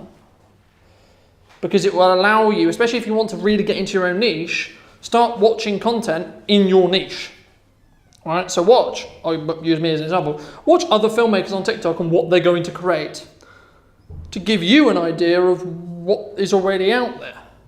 There's a reason why we do market research at the beginning of a business and not at the end. Because we want to know, is it worth me all the time and effort and energy into becoming a video production company or a video marketing agency or a photographer or a copywriter, a will writer, detailer, etc. Because is the market oversaturated? Now, there's nothing wrong with it if it is, but you need to know that. In the same way, you need to know what's on TikTok. You need to know what's on Instagram. You need to know what's on Facebook. You need to know what's on YouTube. Right? TikTok specifically is where the attention is right now. In 5 years, it will still be there, it will still be relevant, but it will be a different platform. It's becoming an ad platform. Think early Facebook, think early Instagram. That's where TikTok's lifestyle is now. Think 2008 Facebook, 2008 Instagram. That's where TikTok is right now in its lifespan. in 5 to 6, and the same with LinkedIn. LinkedIn's still really, really, really organic driven because the ad platform hasn't grown enough yet where it can be like, hey, we're going to ask lots of money from you to do the same thing that you did 2 years ago for free. Simple supply and demand. When they have all the attention, they can suddenly go, if you want this amount of attention now, you're not going to get it organically. And this is what I mean by you can use TikTok now to gain ridiculous amounts of organic attention. Give it 5 years, you'll have to pay to get the same amount of attention. Nothing wrong with that. That's the evolution of the platform. Like, the reason why TikTok's got so popular is because it's starting to become mainstream. But imagine if you were on TikTok and you were one of the first copywriters, detailers, so on TikTok. What would have happened when this massive influx of users had come onto the platform and started using the app? Well, surely all your content would go, whew, right? But because it's oversaturated now, people are like, oh, missed the boat. But what people don't appreciate is that niching down effect. You're not trying to talk to the 2.1 or 1.1 or whatever the number is on TikTok. You want that 1% that's potentially going to buy from you. Again, that takes time. Again, that takes energy. Again, that takes education. Yes. But who is that person to you? Who is that target market? Who is that person? And you can go really generic with it. It's a female in her 20s. Yes. Okay. Or it's a person with these interests. Because then you can tailor your content around what you're discussing. Right? Like, I speak to a business audience. Why? Why do you think? Why do you think I speak to a business audience in all of my content? That's who you want to work with. Because I have zero interest in getting famous. I have every interest in getting more work. Right? And that's what I mean by being very clear in your own mind about why you're creating the content. Are you doing it because you want likes, comments, fame, etc.? Nothing wrong with that. Is that why you're doing it? Okay. Or is it to be a lead gen for you? Is it something that you can get more work out of? Okay. Fantastic. But then, who is it? If it is something you want to get more work for, you then need to really ask yourself, who do you want to work for? Who are they? Where are they? Is it geotyped? For us, we have to be quite specific in where we're targeting geolocated wise, because we can only go within a region, right? In most cases, right? Of course, if someone wants to fly me out to America, feel free, right? But it's unlikely. So me connecting American relationships is part of a longer term plan, but I'm not expecting it to give me anything anytime soon, because that's not the point of why I'm doing it. The point of why I'm doing local networking or local content creation, especially in Salisbury specifically, is because I want to attract Salisbury businesses to say, hey, what's Colton doing? Why should I care about what Colton's doing? And the thing is, if someone comes to you, it's a very easier sell than you going to them. All right? And what can happen with content, especially if you're consistent, is you'll be front of mind to go in whatever you do, right? So one of the things that we've seen is people think, because you should be memorable, people who talk about networking are always going to tell you to be memorable, right? So the things I want you to remember is Colton and video. That's it. Preferably a little bit more about me, ideally. But at a really, really crux level, they're the only two things I need you to remember. Because then whenever you think, oh, we need a video, or you hear someone that says, oh, you need a video, who's going to jump to mind first? There's plenty of other people who do what I do. There's not many who do it as consistently as I do it. Which is why I'm always going to come up first in your mind when you think video. You can have that same power if you're willing to commit to doing content. Now, I'm not saying you should commit to doing content at all, that's your decision. But if you're not willing to commit to it, you can't expect it to do anything for you. And unfortunately, it's like anything in life, in business, you have to put a lot of effort in at the beginning, get absolutely nothing. A lot more effort again, absolutely nothing. A little bit more effort, then absolutely nothing. Eventually what will happen is the right timing will be at the right place for the right people, and then you'll get some work. It will be very sporadic, very random. It will be, hey, I've been following your content for 6 months, really educational, really valuable, really enjoy it, you're part of my routine, we need to do a video campaign, can we have a conversation? Or we need a new promotional video, can we have a conversation? Or we're having issues with our culture, can we do some internal videos to help with that? Of course is the answer to all those questions. But how are you going to position yourself to be that go-to person? Right? I use the video example, replace it with whatever you do. Right? Because every single market in this room is hyper competitive. Same with mine. That doesn't mean you can't stand apart. And the reason why you can stand apart is because of you being you, not because you're just another video person. Right? So you can actually turn the thing that everyone in this room was really worried about, which is how do I look, how do I sound, how do I, so on, and turn it into your biggest asset. Because if you're authentic to yourself, which is where marketing is going, then you can be in the position to go, actually me swearing is not a big deal because I would swear normally. Okay, me walking and wearing this way, like wearing the clothes I would wear would be normal because that's how I'm going to look. Sometimes I don't wear makeup. Okay, but that's not a big deal because sometimes I don't wear makeup. Sometimes I wear this, sometimes I wear that. We're removing these boundaries where it doesn't matter because as long as you're authentic to yourself and you believe in yourself and you trust yourself and you love yourself, it doesn't matter. And then when you get that shitty comment on TikTok, Facebook, Instagram, whatever, you'll then be able to go from a perspective of being empathetic instead of going, well, I got a shitty comment. Because you can go, well, what? Why is that person having a shit day? You can be empathetic and go, Christ, what happened to them? They've just wrote me a paragraph of why my life's terrible. In reality, what are they saying? That your life's terrible? And you just happen to be the catalyst. You just happen to be the thing that they open the app onto. So they go, you know what? Oh, okay. Is that fair? No. Is that the anonymous internet culture? Yes. Unfortunately, right? Like, and to be honest, nowadays it's not even the I don't know who you are bit, because that happens in life anyway. Everyone will remember a situation or know a situation where they're in a position, whoever that may be in their life, or someone comes home and they've had a bad day, or your partner's come home and had a bad day and they take it on you, not because they want to, but because you're in a place of care with them. So they know you're not going to just crumble and, it's still not fair, but it's just what happens, right? And sometimes having that level of empathy and having that level of understanding to the other person can actually create you to be better as a human, but also create better content. Because you can empathize with your target audience at that point. So moving it slightly back to the content side of things, if you keep getting comments saying, I don't like this, okay, ask why. Why do they not like that? And ask yourself, okay, is this the person that I want to target? Is this the person I want to talk to? If it is, tweak the content. You're never going to get content right 100% of the time. You'll have one video that does really well for no reason. And then you'll have videos that you put your heart and soul into, and they get 4 views.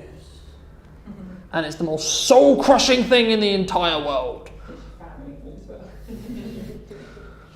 But this is why you need to understand and you need to really, really trust yourself and say, vanity metrics are not what's going to pay the bills. They're lovely, they're great, they're wonderful to have, but they're actually not that important. They're fine if you want to have a marketing campaign and you want those key performance indicators to say, well, this got this number of views and this did this and this did that. That's fine. They have their place. But what does it actually do for your business? I would rather have a video get 5 views, but 4 of those views, managing director, CEO. My mum. Right? It's probably likely. Instead of hundreds of thousands of views of people who are never going to hire me. Again, are you doing it for fame? Or are you doing it to create a business? which you did. Neither's wrong, just make the decision. And then stick to it and commit to it. Because if you're doing it to grow your business, then you need to be very, very tactical in where you put it, how you put it there, and what content you're creating. Something that could work really well for you specifically is doing before and afters. So showing the raw before you've edited it, showing after. That I've seen work really, really well with photographers. Yeah.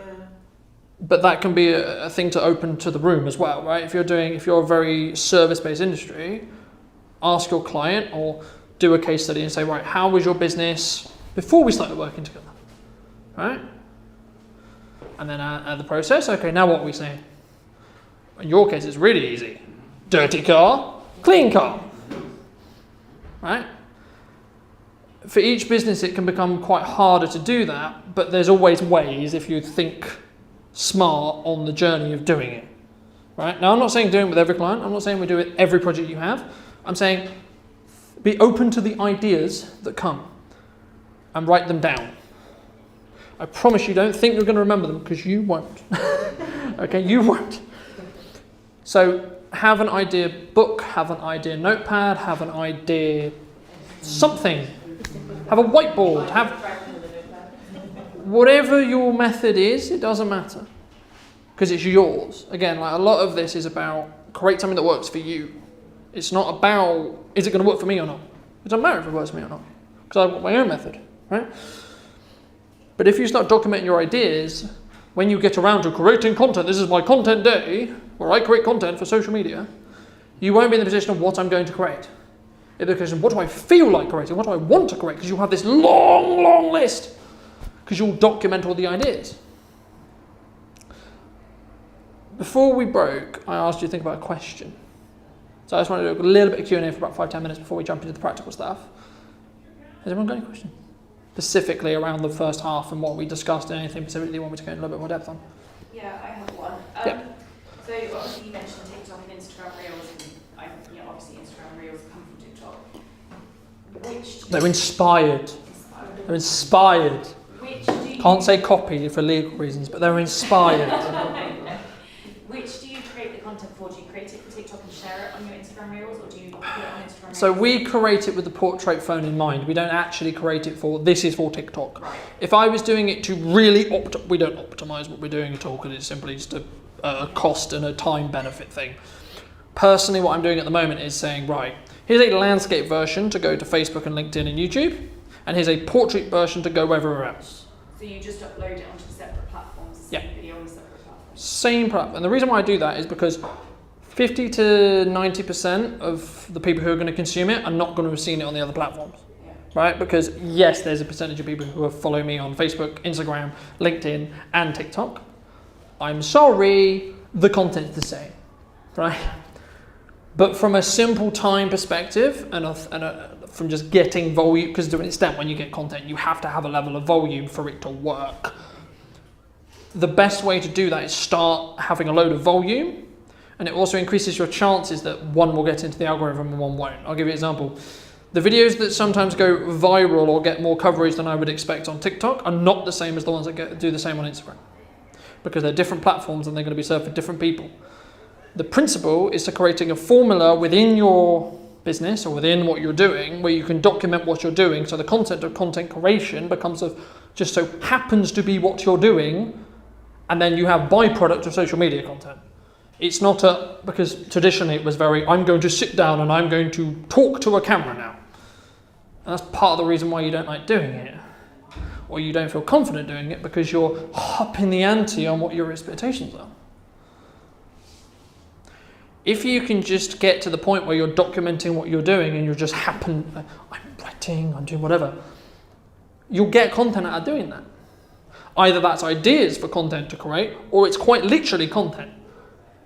Because when you document, you're not thinking about content, you're thinking about the conversation you're having or whatever you're doing. I'm thinking about how can I add value to the room, not how can I create content out of it. Just so happens to be that I'm filming it, which means I can use it later. Because otherwise, this information stays inside this room. But now I can go, okay, great. The room got some great value, hopefully. But now I can go and give it to the internet in however many chunks I want. 1 chunk, 15 chunks, 20 chunks. And something that we were discussing in the break was you should create content eventually, not at the beginning, doesn't matter what you do at the beginning, just start doing it. But eventually what you should try and grow to is being in the position where it just so happens to be that you do the solution of what you're discussing. So don't say, hey look, I do this, or hey look, it's this. It's oh, this person needs this, and I can be the solution to their problems. So when you position yourself as the solution, it gives you 2 things. Number 1, leverage in a client conversation, and number 2, credibility to the market. As we were talking about earlier, how are you going to become a thought leader? The only difference between a thought leader and someone who's in business is a thought leader articulates their thoughts and a business owner holds them to themselves. Now, one of the common questions I get is, why do you give out so much? Because people who've had one-to-ones with me, people who've had conversations, I know I'll just give and give and give and give and give. Now, why? 2 reasons. Number 1, I trust in karma to give it back to me, not in the way I control, not how. It will come back, it just will, because that's my belief system and it's worked. But also there's a psychological principle, reciprocity I think is how it's called. And basically the crux of it is, if I give you something when you weren't expecting it, you're more likely to give me something back. Now I don't expect anything back, and you probably shouldn't, to be honest.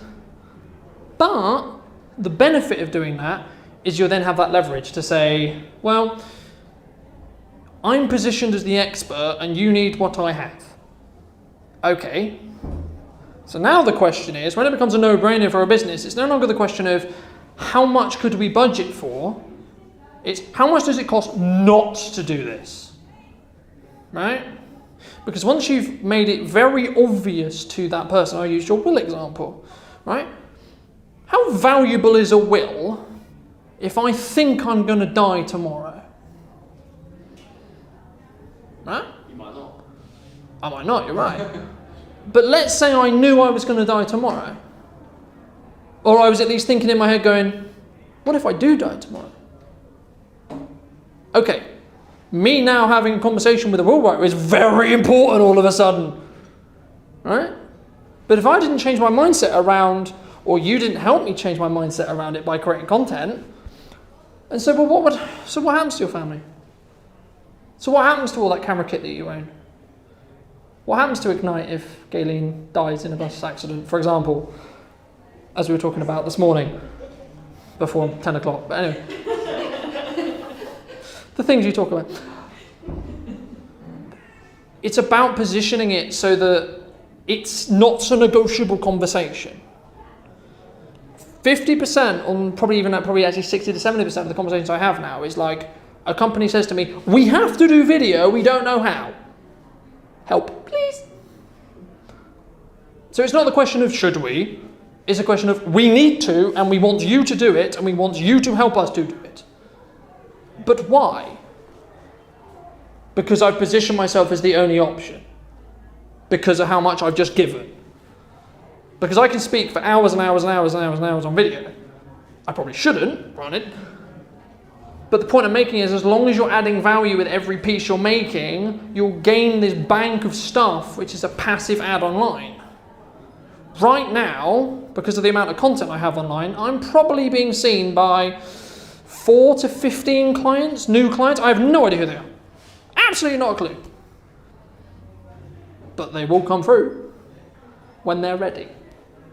When they want to do video, them watching a piece of content from me today, while I'm doing this right now, which is really inception-y, will be part of the choice-making process that they've already made psychologically in their own head.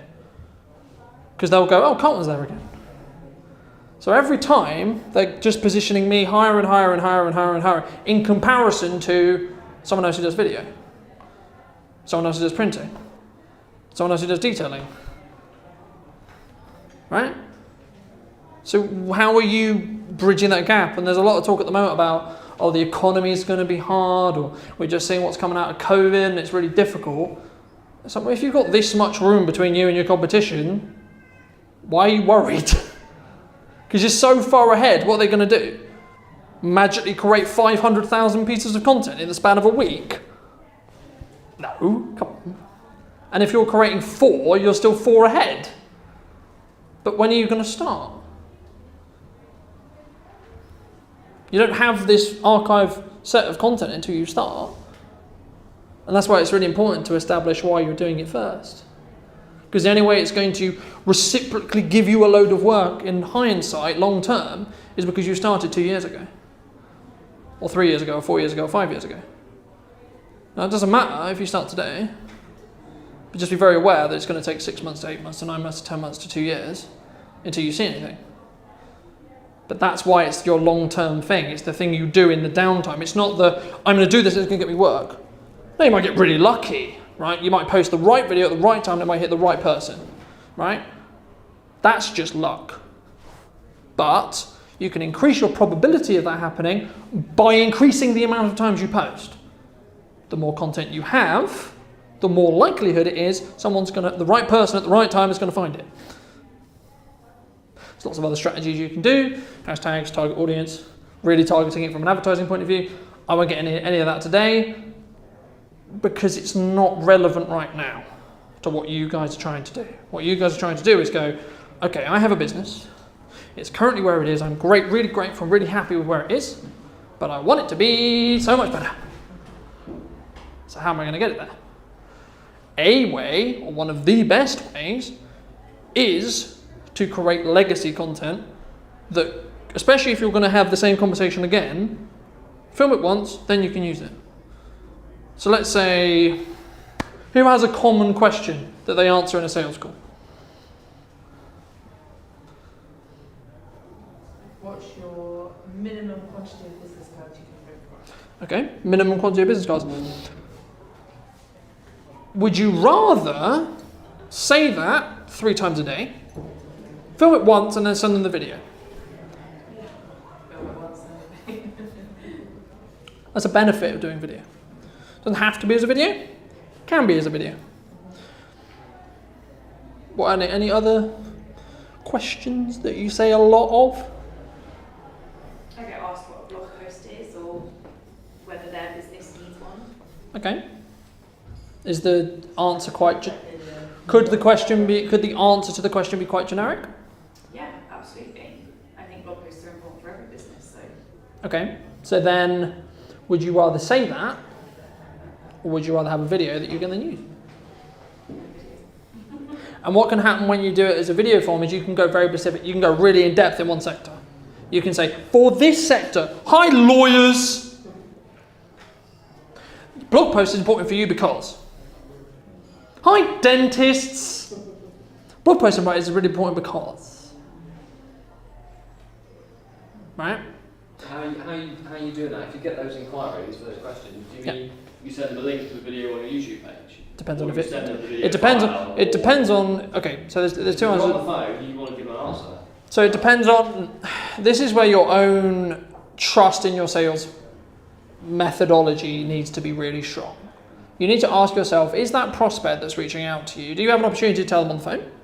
Are they on the phone right now, and you could just tell them the answer? Sure. Is that going to mean you win the sale? Okay, great, cool. If it does, do it. But you should have a mental note and then maybe a physical note afterwards and say, okay, well, I've been asked this question in 5 different sales calls, none of which have actually got to the point of sale yet, right? And then, if that happens to you a lot, you can then ask yourself and go, right, is this prospect that I'm about to spend an hour talking to, half an hour talking to, 15 minutes talking to, whatever, an amount of time talking to, actually most likely ready to sign a deal with me? Now this is just being really brutal, but are they? Right? Is this call going to make me money, yes or no? Is the answer I want you to think about. And that could be £5 or £5,000. Doesn't matter. Is it going to make you money right now? If the answer to that question is no, and you have the answer in a video, give them the video. And say, I would love to talk about more of your challenges. Feel free to let me know when is a good time to talk. Because what you're doing is you're going directly to their solution. They just want to know, Why is blog writing good for lawyers? They might not be ready to buy some copywriting services. They just want to be educated. Now, it's up to you. You might say, actually, well, no, actually, I want to talk to the person. I want to start to nurture them. I want to have that conversation. Fantastic. Then have the conversation. But if you don't have something else to give them, you only have the option of, I have to now have that conversation. Now, at the beginning, you have to do that. But as you start creating content, you then got these assets you can then use. So let me tell you a very simple principle to start creating videos. It's called the 5-second rule. Mel Robbins came up with this concept called the 5-second rule. Our brain is designed to keep us alive.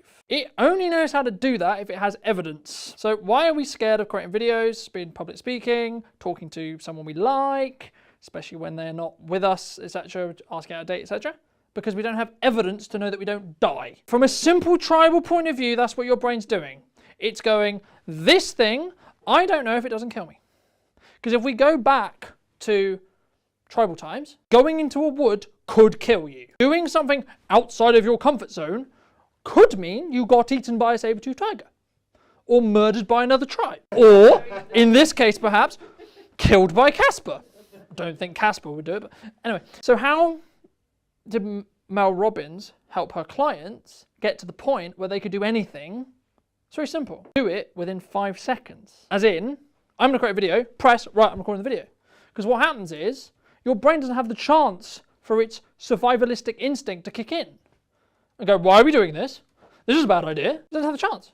Because you're just acting. If you want to jump in a cold shower, you want to have a cold shower, or you happen to be having a cold shower, don't sit there and go, I'm going to have a cold shower. Because then your brain's going to go, but it's going to be cold, it's going to be uncomfortable, I'm not going to like it, I'm going to hyperventilate. Just go into the shower. Now, it's not going to stop the shock that happens, and that's a different conversation, right? So with the cold shower example, getting you in the shower will work in under 5 seconds.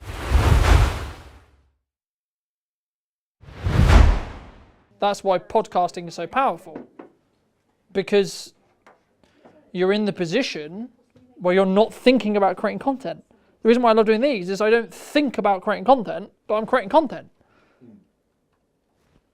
Some of the best content I come up with is just when I'm trying to add value.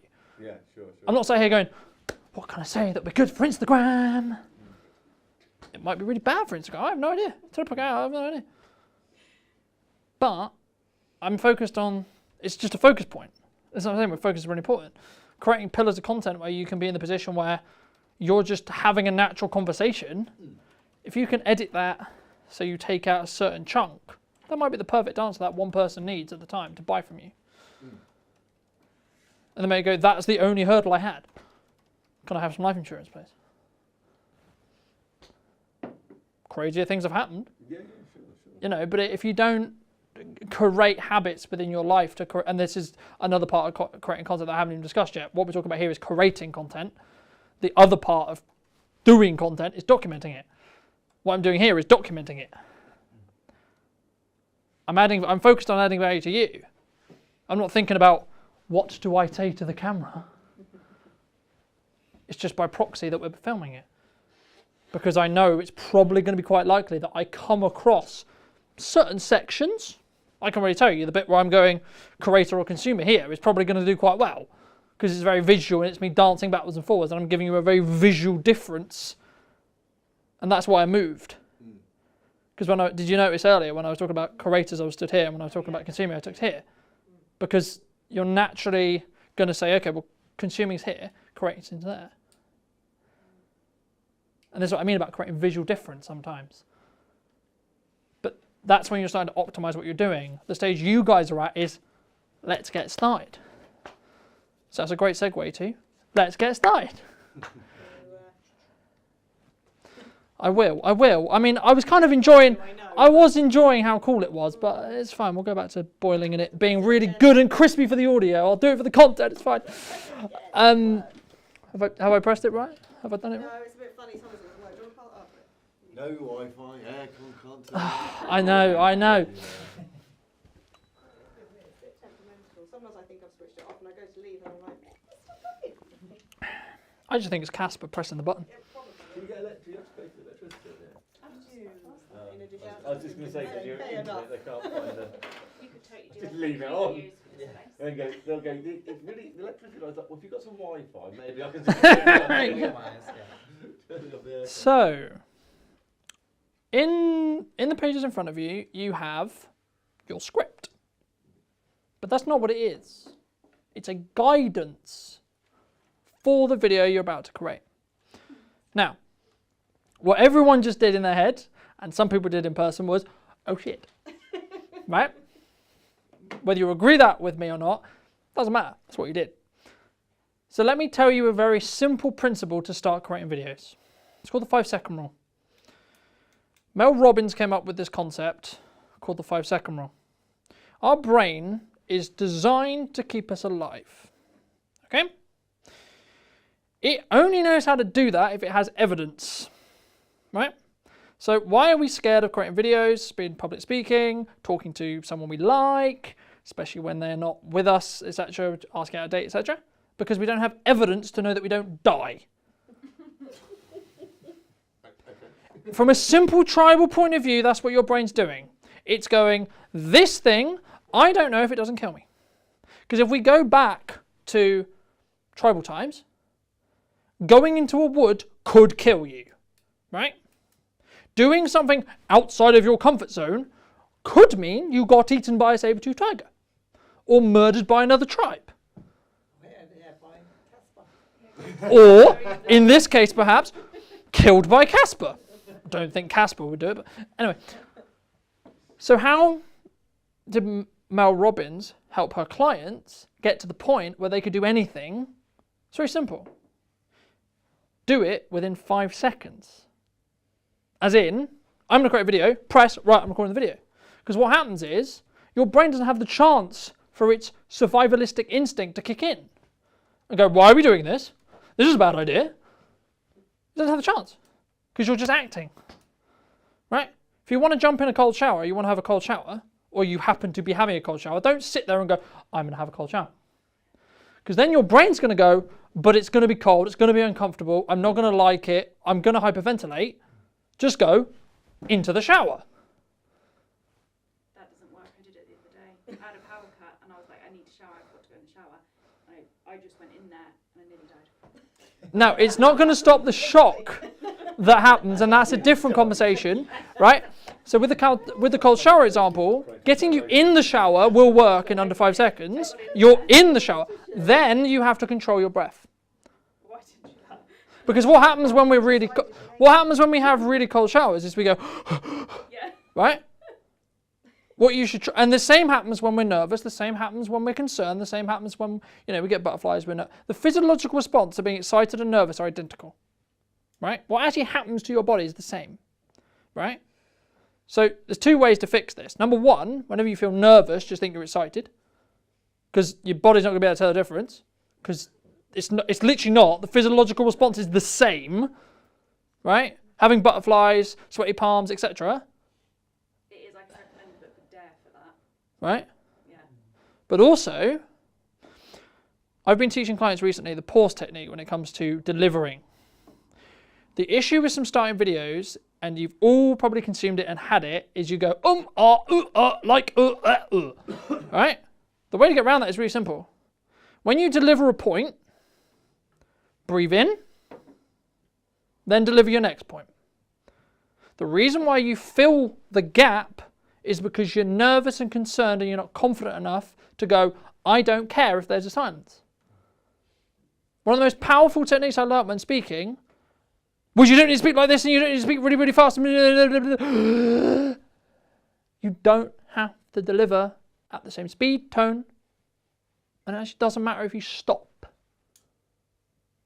The only issue with stopping is if your mind and you go, shit, what am I going to say next? Shit, these people think I'm crap. Shit, what if I get it wrong? Key one on that end one, who knows if you've got it wrong? You don't know what I'm going to say next. How do you know it's not wrong? How do you know it's right? I don't even know what I'm going to say next. So it can't be wrong or right. And that's why I said to you earlier, it can't be wrong. The only reason why it's wrong is because you've told yourself it's wrong. No. I said to the ladies before we started, this workshop will probably be quite different to the first one. That's why I think it's valuable doing it over and over and over again. The fundamentals and how I planned it is the same. What I go into detail on, how I articulate it, very different. Because I'm not scripting it and I'm not worrying about, is it wrong? All I'm focusing on is, okay, this is the concern, this is the problem. How would I tackle that if I was helping a client? Or if I was trying to do it myself? So, what I want you to do now is the scary bit, right? Within 5 seconds, pick up your phone, open your phone, and start recording a video. If you feel more comfortable, you can use outside, but it is going to introduce a very different conversation because of lighting differences, which is going to make the job harder. If you want to do that, feel free. But the goal of doing this is to just get into the habit of starting to create. Don't worry about what you wrote down yet. Don't worry about any of that. All you're going to do, pick up your phone, tell it something. Start talking, say about your cats, your dogs, your day, your breakfast, your dinner, what you're planning to do when you get home tonight, what you've got going on next week, what you're really excited about, what you're worried about, what you're concerned about. It might be the video that you create. The point of this is to get you into the habit of doing it. But you have to do it within 5 seconds of making the decision. Because if you don't, your survivalistic brain will kick in and go, this is a bad idea.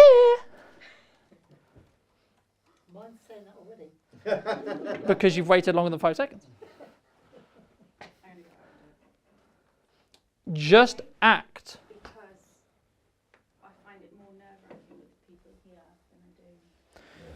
Even though we're all talking about Feel free to go see Casper if you wish. Yeah. JFDR, just do it. Are we not going to do this together when we do it? I think it'd be practice for us. I think what you should do is both create separate videos around the same topic, and then what we'll do is we'll review them as consumers. Yeah, which one's better? Yeah, no, that'll be fun. That'll be fun. So both create different videos, because then what you can do is you can actually cross-reference and say, actually, I like what you did here. I like what you didn't do here. Oh my god, I don't know how you guys reviewing it. It's not about that yet. We just got to do any kind of... It's just starting, talking about the day, talking about your dog, talk about your family, talk about what you're doing at the weekend. I want to do my question. If it's easier, do the question. I'll do my question, I might answer. The point is to start doing it. Yeah.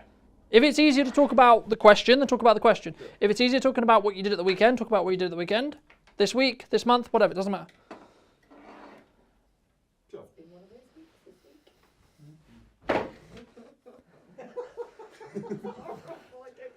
I've had some medical problems. Can I get cover? Well, the simple answer is yes, of course you can get cover. Medical insurance will cover just about anybody. So give me a shout. That wasn't hard, was it? No. That was really good. That was excellent. Right, and the key point about doing this in a group, as why Galen didn't want to do it in here, is because what's going to happen in your own head is you're going to go, what, everyone else is going to judge me. The thing you need to remember here right now is this is a safe space to not be judged on how bad this video is. Oh, my level of narcissism is fine with this. I think they're all judging me, and I'm amazing. So literally just get over the hurdle of doing it. But literally just do it. No, again, you're thinking, just do it. I did do it last time, and this time... Okay. It's because Galen ran away. Nikki, Yeah. breathe in, breathe out, then do it. No, I can't. I won't even look at you. I won't even look at you. I'll turn my back. Just do their own thing. Everybody just do their own thing. Because I don't have anything to say, and I can't think of any words. What's your favourite activity to do? Watching Formula 1. There you go, talk about Formula 1. I'm pretty sure she can do that very well. Talk about Formula 1. And talk about Formula 1 as if you're telling a friend. Have you done it? Oh, do we all get to watch it now? In a minute. So talk about Formula 1 for a minute. Okay, but it's doing it in a quiet room where everyone's like just... I'll tell you what, we'll do a game. Everyone who still needs to create a video, get ready. I'm going to count you in, all do it at the same time. Ready? 3, 2, 1. Hi, Hey, how the hell are you doing? You are having a great day. Positive thinking. That's what it's all Am I getting too dark? And the answer is no. Actually, it's normal to feel a bit of tension straight after an adjustment, but it feels amazing when you get yourself adjusted to the camera. Me? No, him. Oh, it's That's why I really went hard. out. That's why I went out. Because I'm a multitasker, so if I started recording a video and talk, I'm actually more interested in listening to what they're saying, so then I freeze and I'm like, oh. That's why I just went out and just did it. Yeah, that's right. So the reason why you do it in this scenario is this is a harder scenario to create a video than what you're actually going to do it in. So I did this last time. Right? As did I, but no one saw it last time. I think that might be the disturbing news that has stopped me in my tracks this time. So for those who didn't do your question, in a minute you need to do your question. Yeah. Right? And if you did do your question, watch back what you just did and ask yourself, what 2 things can I do to make it better and more impactful for the audience? Not what you think's better. What do you think? We're talking about that emotional connection we want to have with our audience, right? So if you did create the video, how can you make that video more impactful for the audience you're talking to? Is it a word you've used? Is it how you talk? Is it how fast? Do you talk too fast? Do you pause and don't actually do the video? Okay, I pause and didn't do the video. I have all the examples. I've had some medical problems. Can I get cover? Well, the simple answer is yes, of course you can get cover. Medical insurance will cover just about anybody. So, give it a shout. Probably slightly less casual. I tell you what, that would grab me more than something that was serious. I really like that. The thing is, it's about creating something in your own personality. If you're naturally serious and you like, I'll give you an example. I'm not. People say to me all the time, why do you swear in content? Because I swear naturally. Right? So if you don't like swearing, we're not going to get on anyway. That's why we get on. I couldn't work out what it was. Oh, there's no other reason, just because he swears. Anyway, it's about being authentic to you, right? So if swearing is authentic to me, that's going to piss some people off. Fine, they're not my people anyway.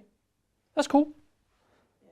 If you talk casually or with slang or with some rimum or etc., then do that normally. The mindset you should have when you create content is, I'm talking to my ideal client. They've just asked me this question. I'm facilitating the answer. What's really annoying though is I feel like I could do that until I try to do that. So the hurdle you have is you've got You can do it if it wasn't the camera, you can do it with the person. Seems like, makes perfect sense. Really. so the issue you're running into is you haven't done it enough, right? Because you're still in that part of your brain where it instantly triggers the I'm going to die bit, right? You haven't done it enough to give your, because again, we're talking about evidence in your brain. The moment your brain understands, me doing this video doesn't result in me dying, right? You won't feel the same way. Other than of embarrassment. Yeah, but that will also go as well, right? I'll give you an example. If you go back and watch my first talk from the year, you will tell that all it took was for me to do a few more. Because if you look at today and you look at then, you will see a drastic difference between the two. But the only way I knew for a fact, the only way I was going to get from here, where I was, don't know what I'm talking about, etc. And you guys might not think it's very bad. I look at it and go, right? So here is because I took step. What did I do wrong? What can I do better? Step. What can I do wrong? What did I do better? So on, so on. Till I got here. What am I going to do after this? One of the benefits of recording whatever you do is I can now sit back and analyze what I did. I go, okay, so to move here, what do I need to do? This is how you can aggressively get better at something, because you just force yourself. There's levels of just you have to force yourself to do it.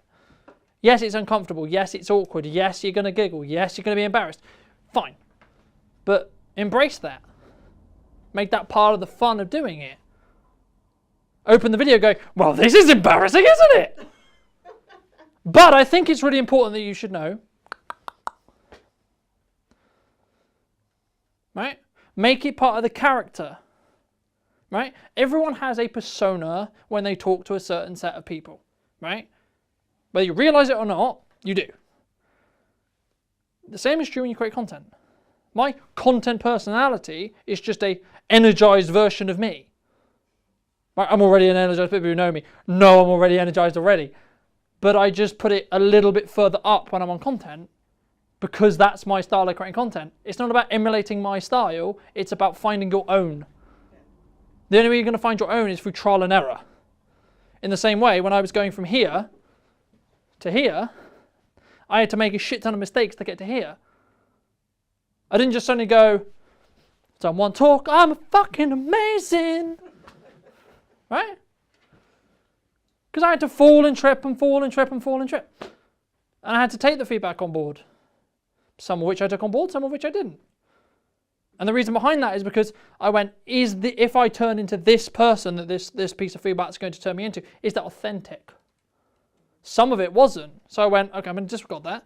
It's still valid feedback, but it's not the person I want to become. Right? But the bits I went, actually, that's a really good idea. Right? Oh, that's actually really cool. Right? Like, I haven't even opened up some of the ideas I've got from giving talks. Right? Right? Because they're still planned for next year and I haven't had the time or resources to do them yet.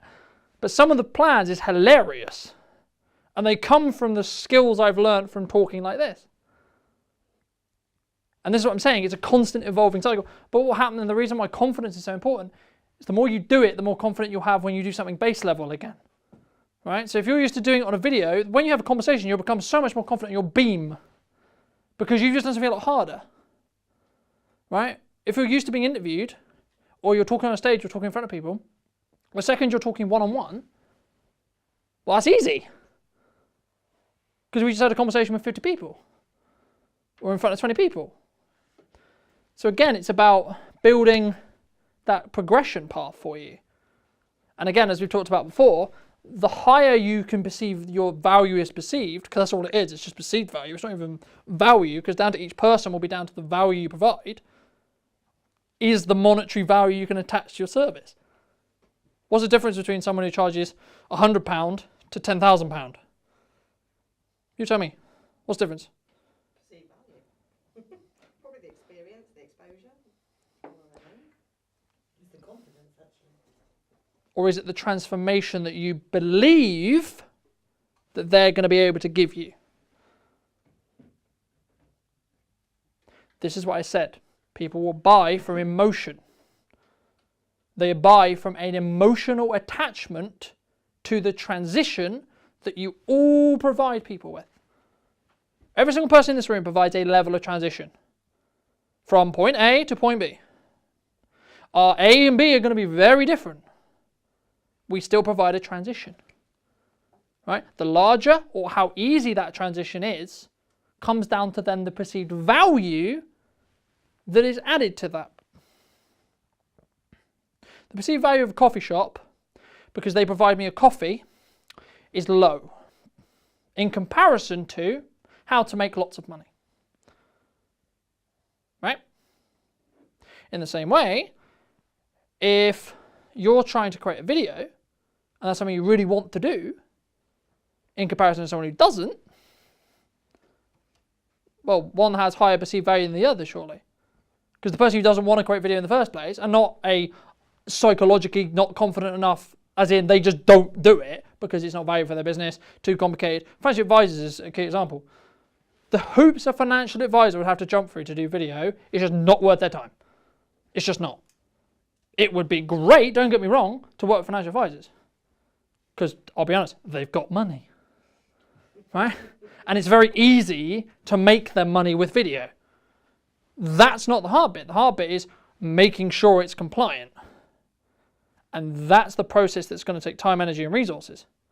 And that's probably why most financial advisors marketing is the most dry thing on the planet. Because they have, in the same in your industry, you'll know this specifically, you have to follow specific things. You have to make it very clear. You do this, you're probably going to lose your money.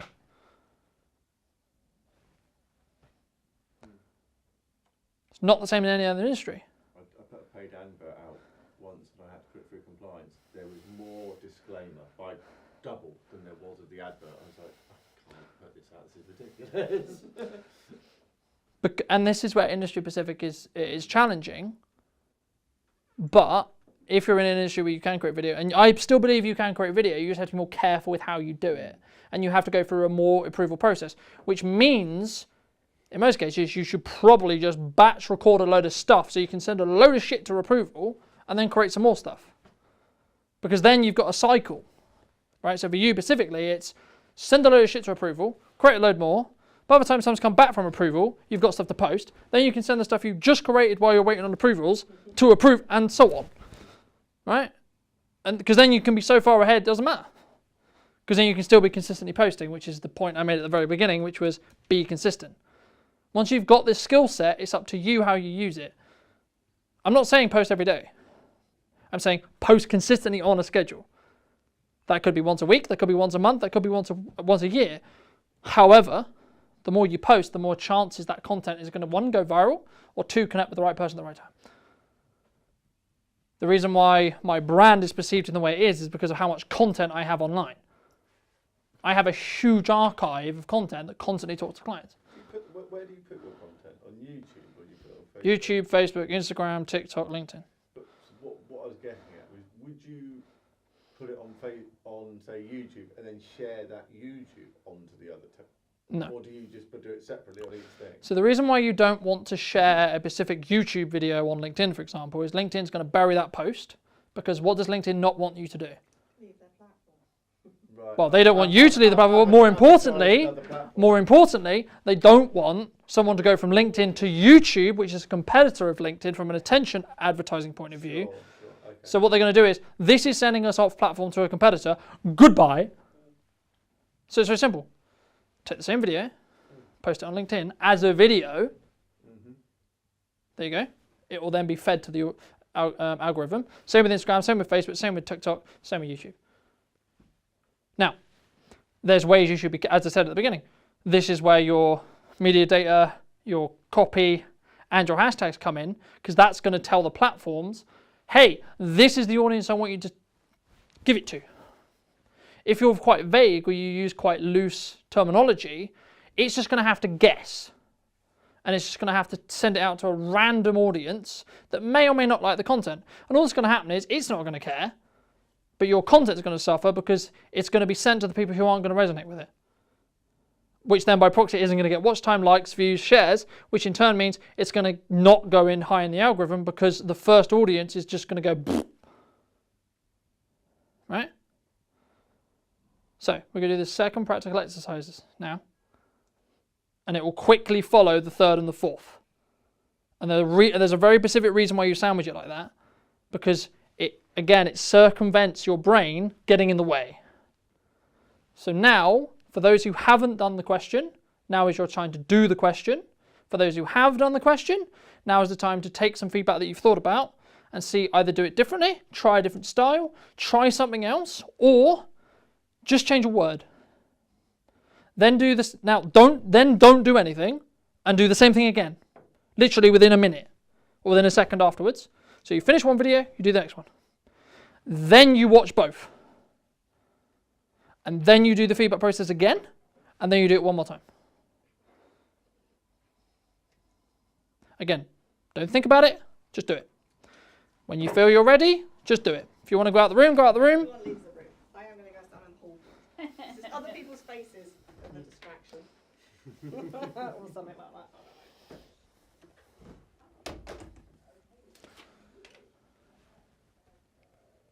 Are you going to hurt me when you crack my neck? That's fine, so what's the answer? No, I'm not. I've had some medical problems. Can I get cover? Yes, of course you can. Medical insurance will cover all sorts of people, even if they've had pre-existing medical conditions.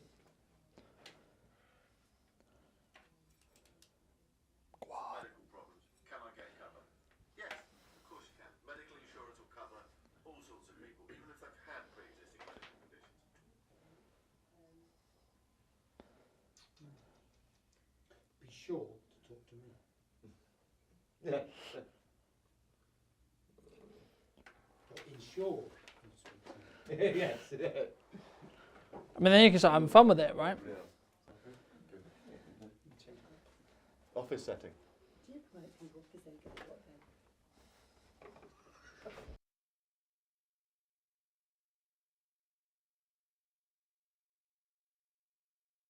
Good morning, everyone. For those who don't know me, my name is Colton Brunton. I run Brunton Media in Salisbury. Now, there is going to be some audience interaction today. I'm going to keep you, hopefully, get you warmed up.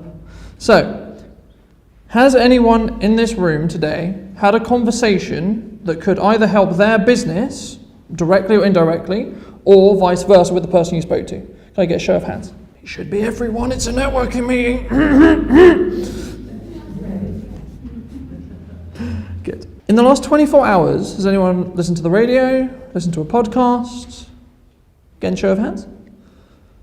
Good. What about video? Social media? TV? You. Me? Yeah. It's a little bit worrying if it's me. Okay, me. That's a new one. Haven't had that one in a while. Thank you very much.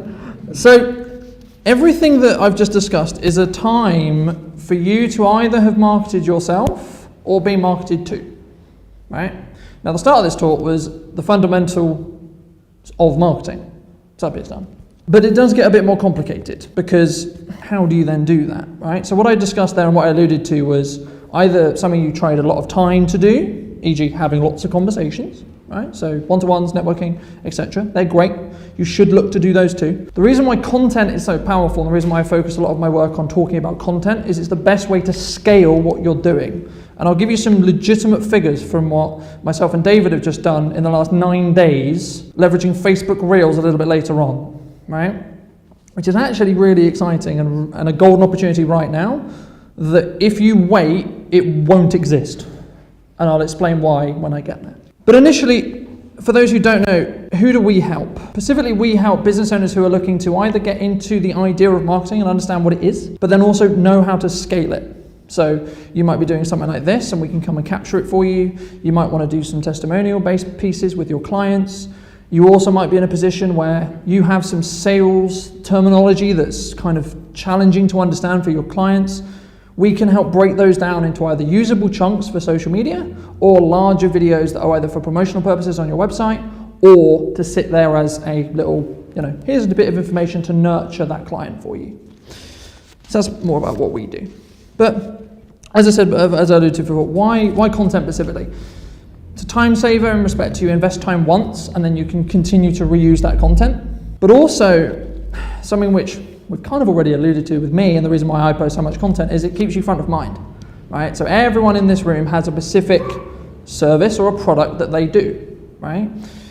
What ends up happening is when I need that service or product, the person I last had a touch point with, so whether that's a piece of content, a conversation, a message, a call, etc., these are all touch points. They're going to be, oh yeah, I need to use content for video. Oh yeah, I need to go to this person for this. Oh, I need to go for that. And that's what marketing, when it's done effectively and when it's done in a conjoined way, can actually do for you. Because there's the first stage, which is like, let's get people to the point of trust where they actually want to work with me, right? I would argue half of this room is probably at the point where they're like, cool, Colin, love what you do. Probably trust me enough to actually work with me. But do you want to do video yet?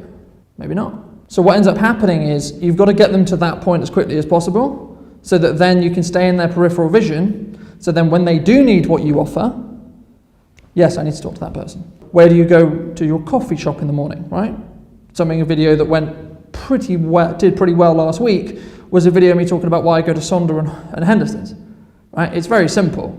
They rarely have a queue. The product is good. I know the coffee's going to be good.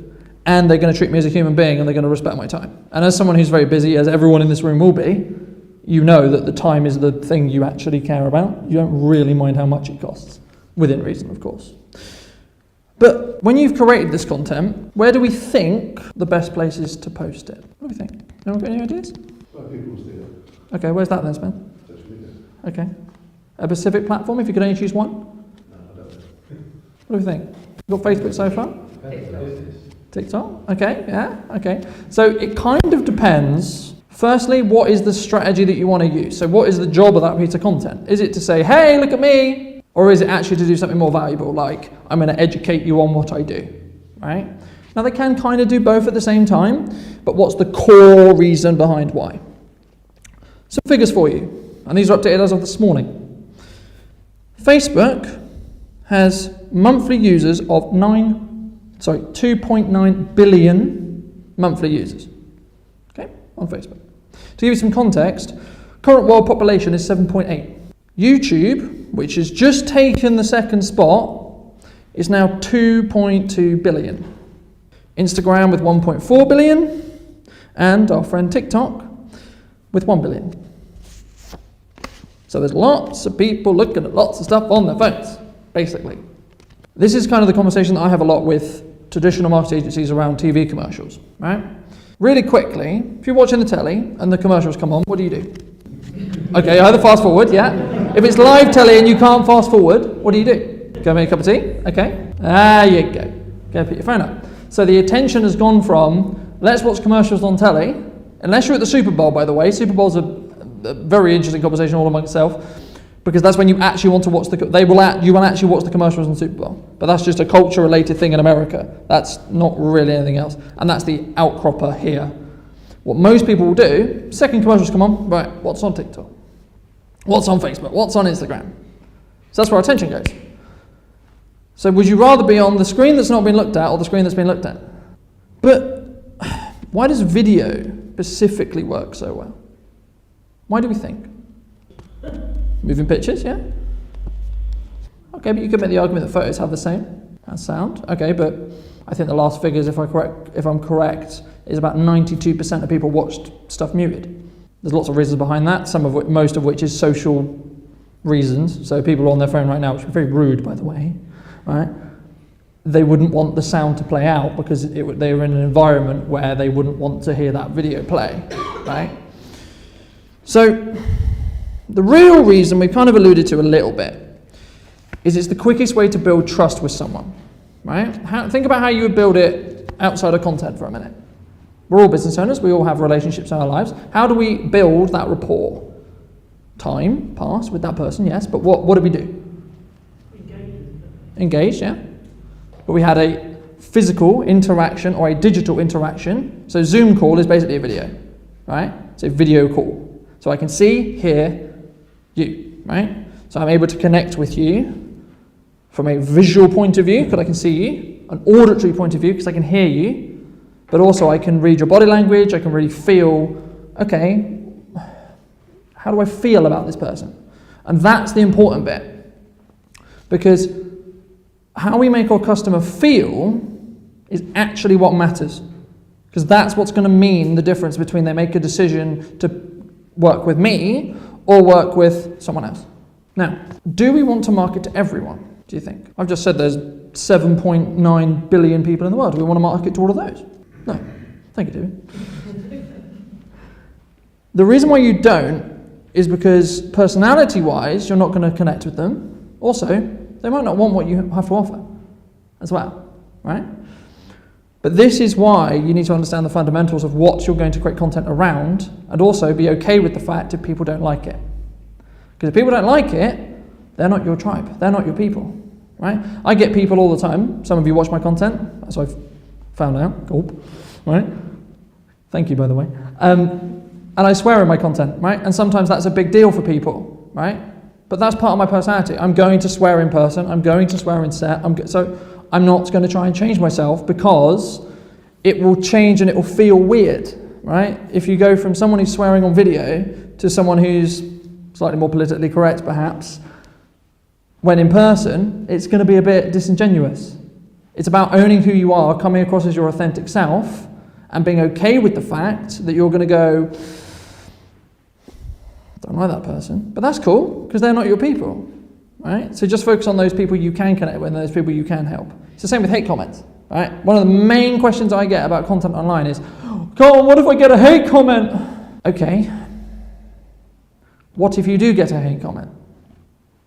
What actually happens to you if you get a hate comment? Well, you look at it, and great, fantastic, thank you very much. Nothing actually changes to you personally, right?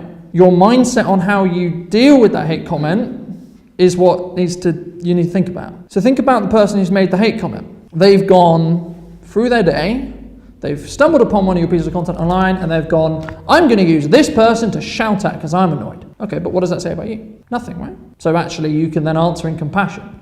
You can be like, hey, you all right? What's going on? Right? Or if it's really bad, just remove it. Just don't give it your attention, right?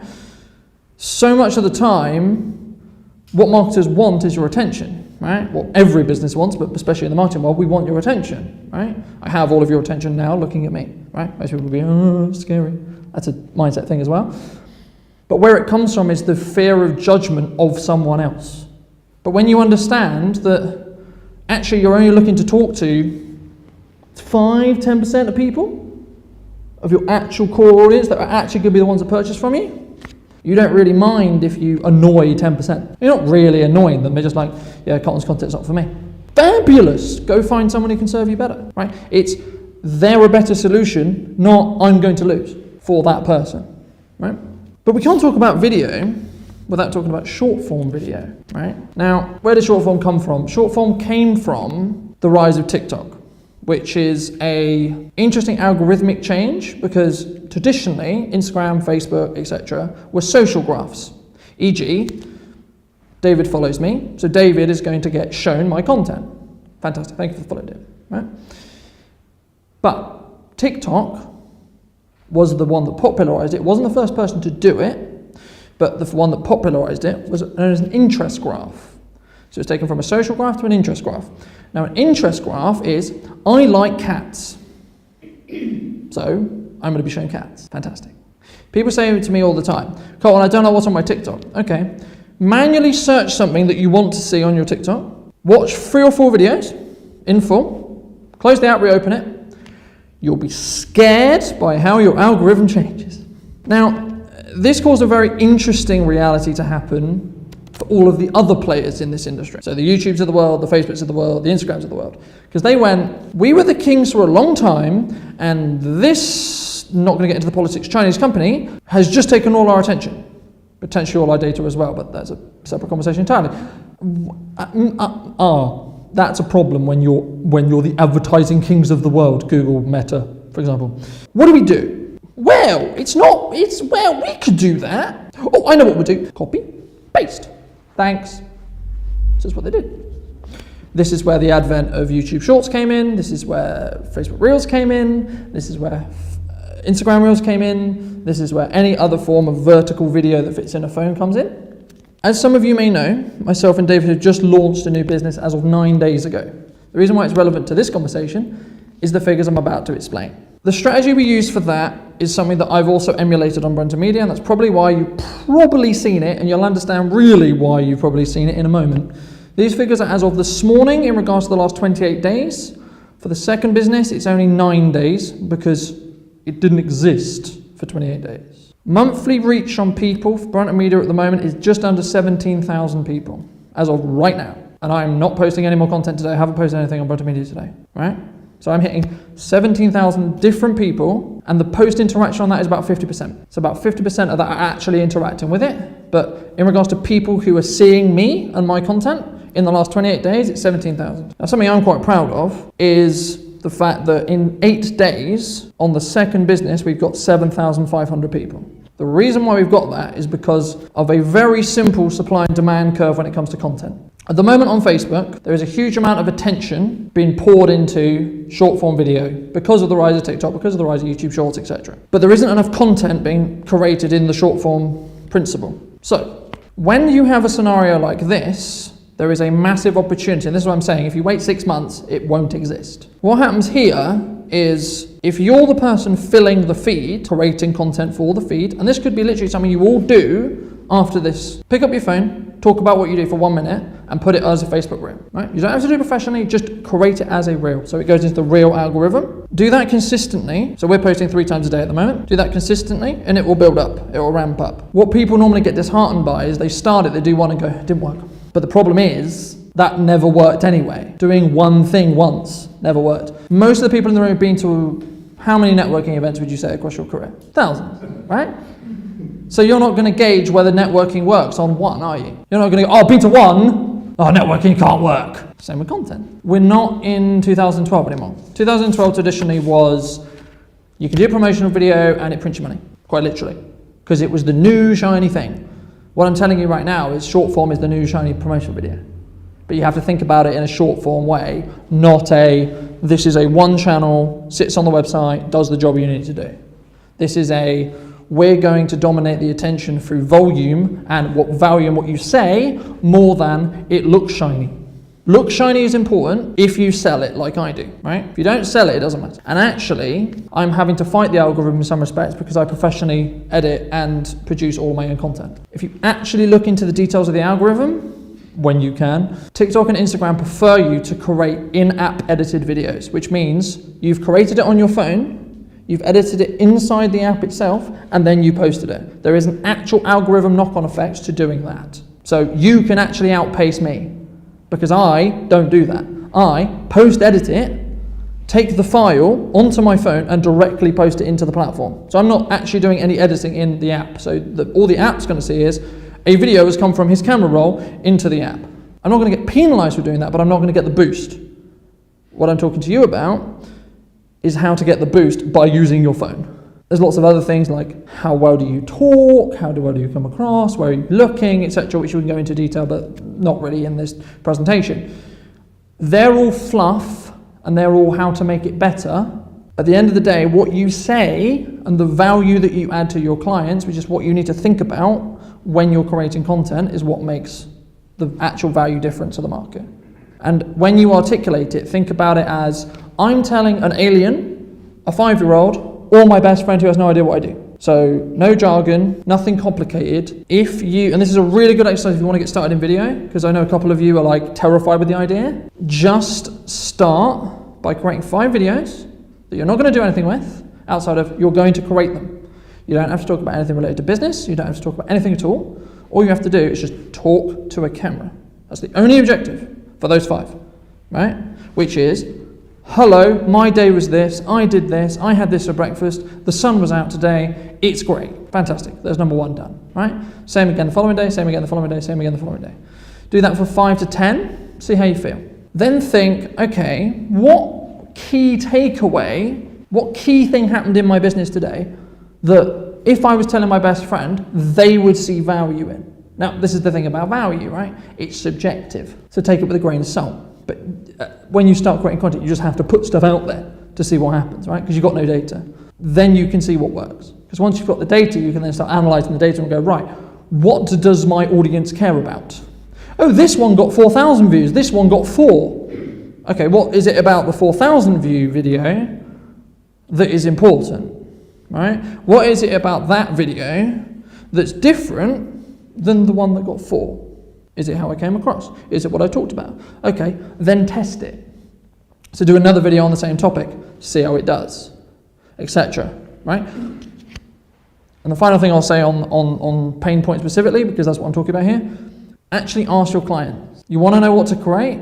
Use a networking meeting, use one-to-ones, use conversations you'll have with your colleagues. So say, well, what's our issues? If you have a larger sales team, ask what your customers have issues with, and then create the solutions through content. Because then that positions you as the expert, and then you'll be front of mind. Then I've built credibility, then I've built trust with you, and then when I need whatever it is that you're going to sell me, I'm more likely to go yes. Because sales is only hard when your marketing sucks.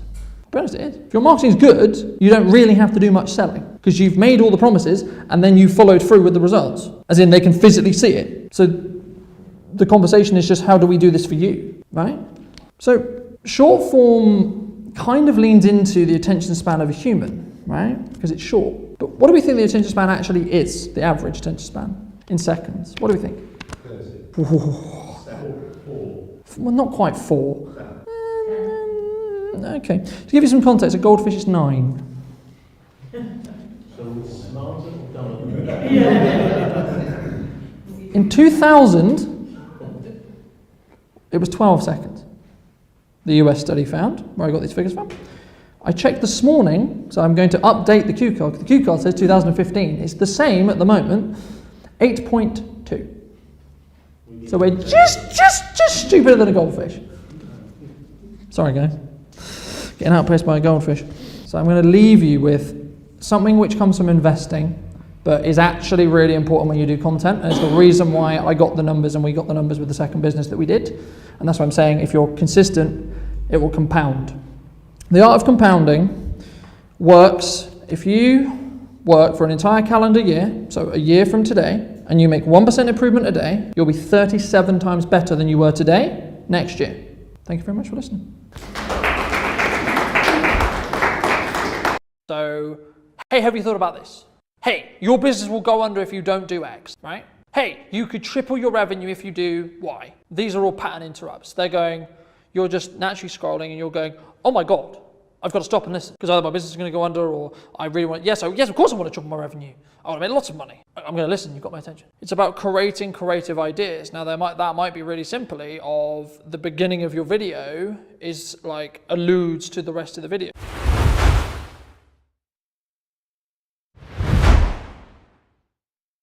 Hopefully your comfort break was a break in the brain to sort of bring you back into the room a little bit. And was there anyone who had any questions while they were on the break? I'm going to do a very quick Q&A just to get us back into the flow of it. Was there any specific questions or any concerns that anyone has about either their question, about creating content, anything we talked in the first half? Because this next half is going to be quite quickly moving into practical, because I want to get you to start creating the process and really start building that. Because that's one of the benefits of doing something like this is actually you get to do it, right? And you get to do it in a safe pair of hands. But does anyone have any concerns or worries or anything that they had in regards to content or regards to actually doing the practical? Can I just get clear on Of course you can. what you want from the 1 minute? Yes. Yeah, of course. So for me, the 1 minute is an opportunity for you to answer a specific pain point that your client has. Just one. And the reason why it's just one is because I'm trying to keep it simple so that we don't try and, because you can do strategies where you like dip into 3 and etc. But for the sake of this, just getting you started, it's easier to keep it simple because then you can start building the rhythm of doing it and then you can work on actually making it more complicated. My goal today is to get you to the point where you have the confidence and the understanding of how to create a video. And you know what to create a video about. Because then you can do it. And you understand the process of how to come across content, how to create content, how to build content banks, and how to actually come up with ideas. So you're not sat there going, I've scheduled some time to create some videos, but I don't know what to create. So I'm going to look at the wall and hope they come to me. And sometimes they will, sometimes they won't.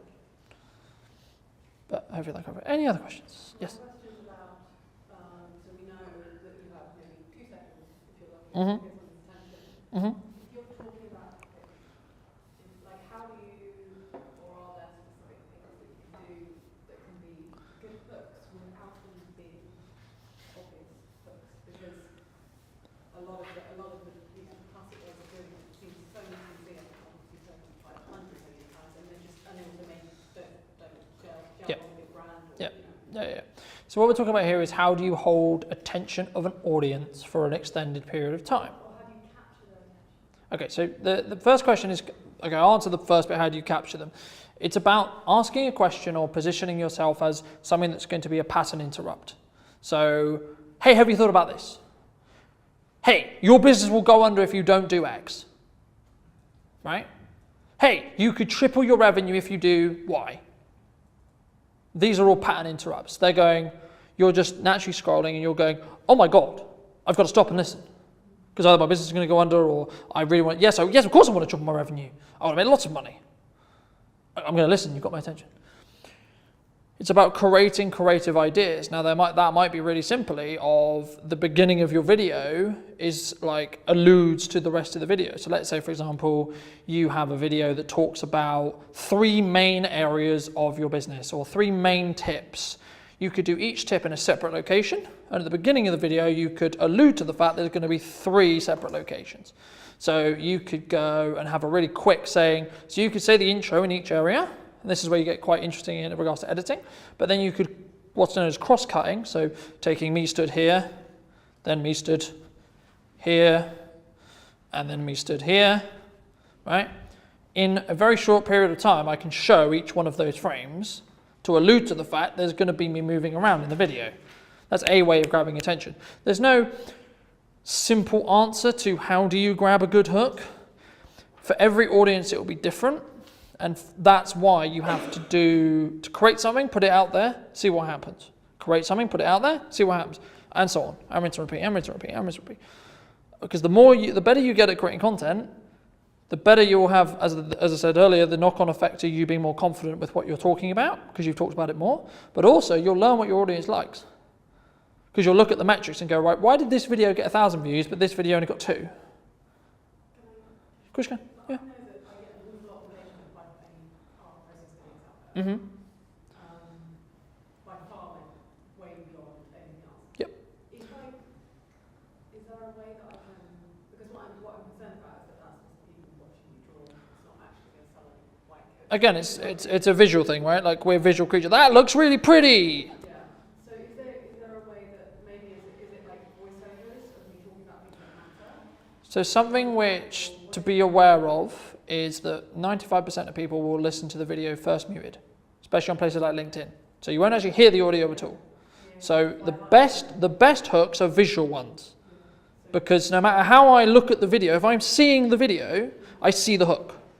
So it might be a movement of a camera, it might be me jumping into frame, it might be me doing something with my hands. It's about, and as I say, it's very difficult for me to say, you do this, you do this, you do this, it has this result. Because that's all data led. So the reason why you've got to start doing it is so you can start to gain data, so you then know what works. Yeah. Yep. Yep. Yeah. But in terms of engagement and in terms of that, like, that's way beyond web showing process video. So how can I, with that data, how do I move forward? Because I don't want to just continually. What happens if you combine them?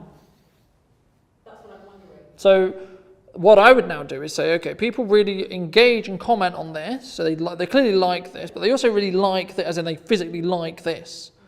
What happens if I combine the two? So now it's about coming up with a concept which is going to combine the two, right? So can you articulate something while showing something else, right? Can you show some of your art whilst talking about how you created it? For example. Yeah. Yeah.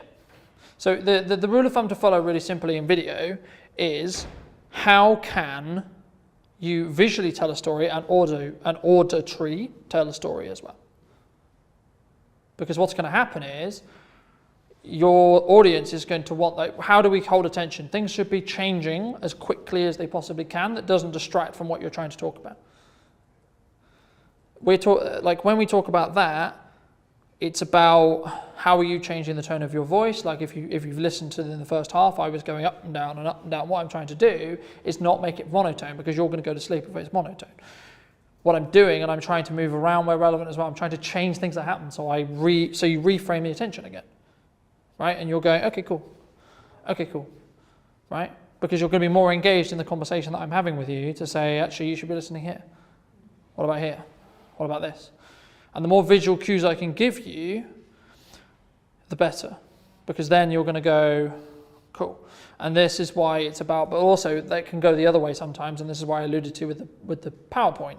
Sometimes that can be distracting for your audience. So sometimes actually just you talking to camera can be really valuable, because once you get them beyond, say, 10 seconds, they're pretty much committed. There's going to be natural drop-off eventually, right? Like some people are just going to go, actually, this isn't for me, as you go through it. Don't worry about that at the beginning. Just worry about because you only want 1% of your audience anyway. Because the 1% of the audience that stays to the end consistently is the 1% that's actually going to pay you money, right? Or actually going to buy what you do, or want to have a sales call with you. If you worry about, and this is why, like, you're either doing it where it's 1,000 people who are likely to become clients, or it's 10,000 people who they like stuff and it's nice, but it's not doing anything for the business. And this is why it's very clear and very important to understand, why are you doing it at the beginning? Why are you creating content? Is it to grow your business, or is it gain a following? Because the strategies you use will drastically change the outcome. I don't care how many views my videos get as long as they're seen by the right people. I think that's where I'm coming from. It's like I can just keep doing process videos and I will possibly get more likes on it or more views, but Yeah. I don't know whether that's having, or whether it's, I don't feel that that's actually. Yeah. So the question I would have for you is, and this is why it was important, and we talked a little bit about pain points earlier, it's about articulating why someone, when they make a decision in regards to what you do, why are they going to choose you? Something we were talking about in the break was, you have a solution to a problem. Everyone in this room has a solution to a problem. How do you position that problem and say, we are the only solution for you, dear customer, dear client, right? So, how do we feel about filming a video on our phones? Is that something you're comfortable with? Is that something that you've done before? Is that something that you're okay with? So if I said to you, right now, just talk about your day to your phone for a minute, could you do that? Do you think? Yeah? Sorry? I would take pictures of myself, pictures of my food, videos of everything else, and not of myself. Okay, why? I think it's a confidence thing. I get really embarrassed. And like today I was really embarrassed, so I just like start around myself. Okay. Okay. So my question is, why are you embarrassed? What are you embarrassed about? What would happen that would make you embarrassed? Is that because you think that the people around you are going to judge you? Is that because, oh, she's not very pretty? Is it that?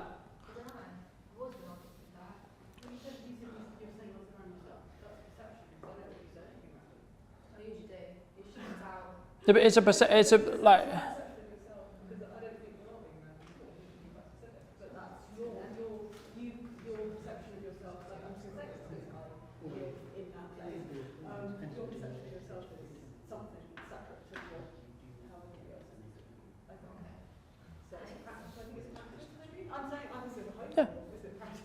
Yeah. But the thing is, it comes from a place of confidence, right? Like, if you genuinely do not care, like I wouldn't stand up here in the nicest way possible if I actually genuinely was worried about what you think of me. If my self-worth was tied to what do these people think of me, I would not be stood here today, because I would physically stop myself from doing it, because the job of our brain is to keep us alive. My brain would stop me from doing it, right? And the thing is with content, when you go to create it, is that's the worry that you have. You worry about what's going to happen when I post this piece of content. Is it possible you get hate comments? Yes, it is.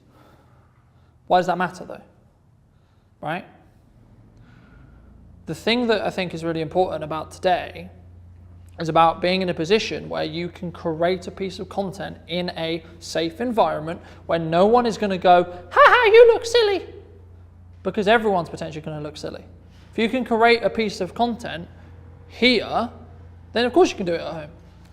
Because this is a harder environment to do it. So something we're going to do now, which is the first bit of practical, can everyone get out their phones if they don't or have it already?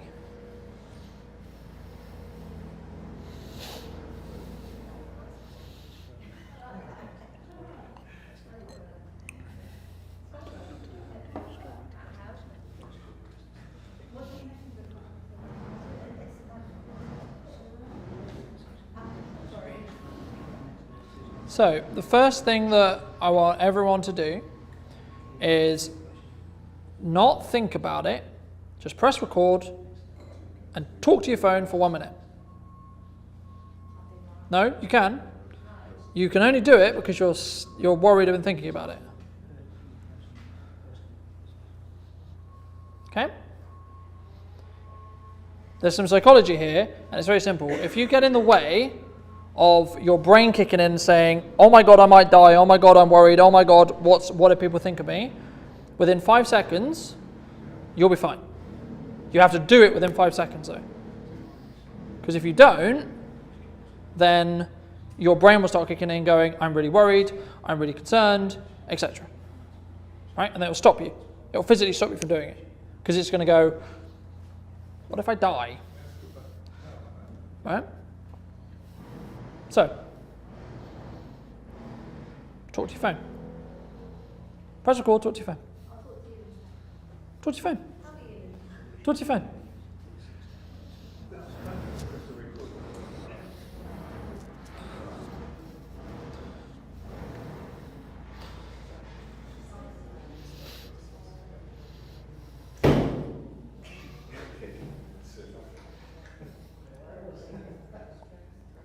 If it's easier for you, you can also stand up and do it.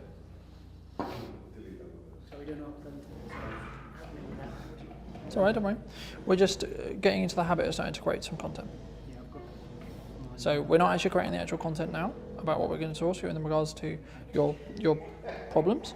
We're just getting into the habit of talking to your phone. So talk about your day, talk about who you are, how you're feeling, etc. And just get into the habit of picking up your phone and talking to it.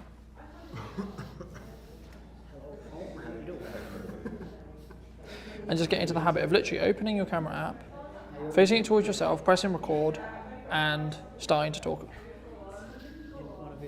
Yeah. And starting to get into that process of how do I come across on video. Right now, if you've done video before, this will be easier.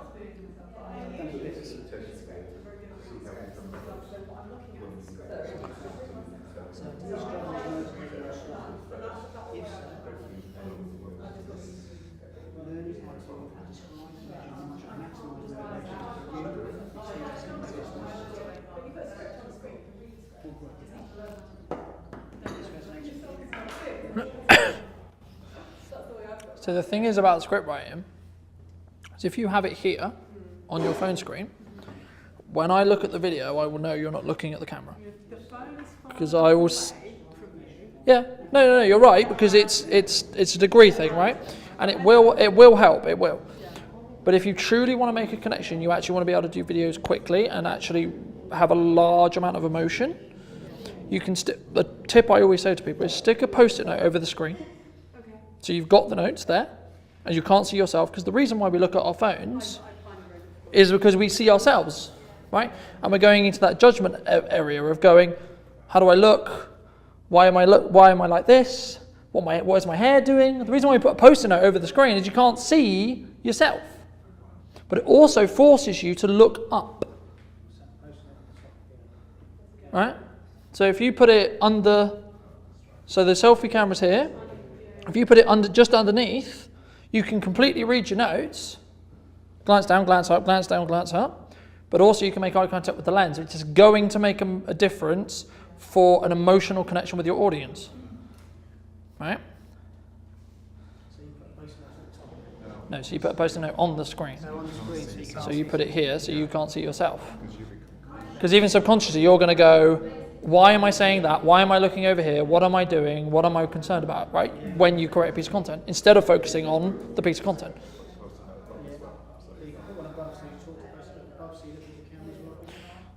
As long as it's close, like it doesn't really make much of a difference. So if it's a small one, you can put it up here.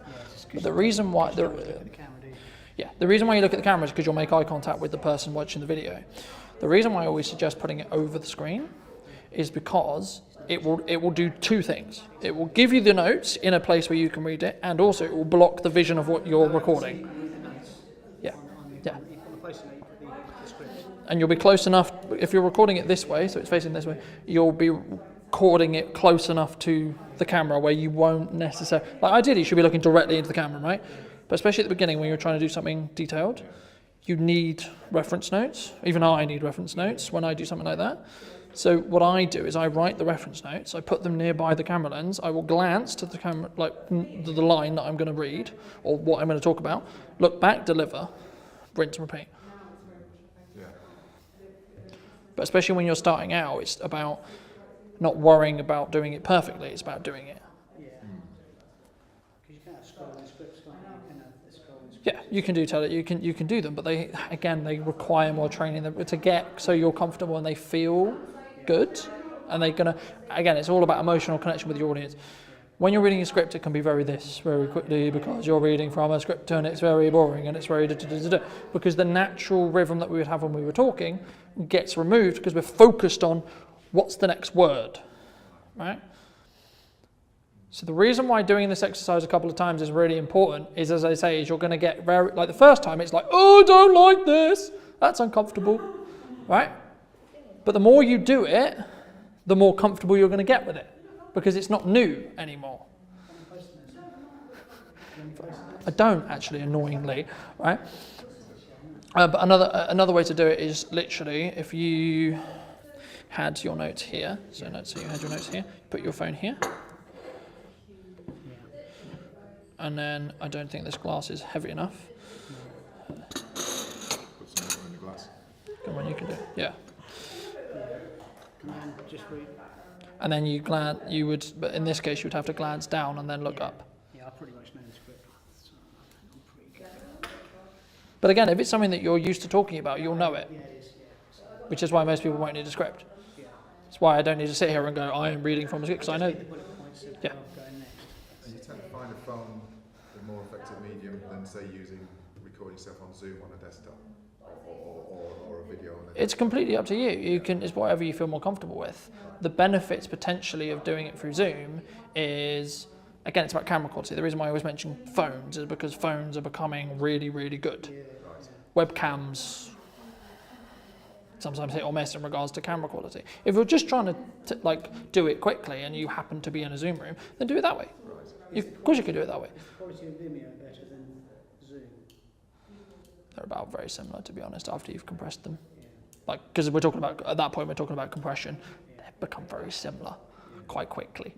How to get good quality? The best quality you start with, like this is all 4K. So I can do a lot with it because it's already 4K, right? The reason why I mention phones is everyone owns a phone. So if you can get in the habit of doing it, and also your phone will always be with you. You won't always necessarily be at the office. You might get a content opportunity where you go, I've just come out of this meeting, and you might be really fired up about it. And that's when you should create the content, not when you get home. Because when you get home, you'll be like, actually, this was a really good meeting, but you won't be as energetic about it. Yeah.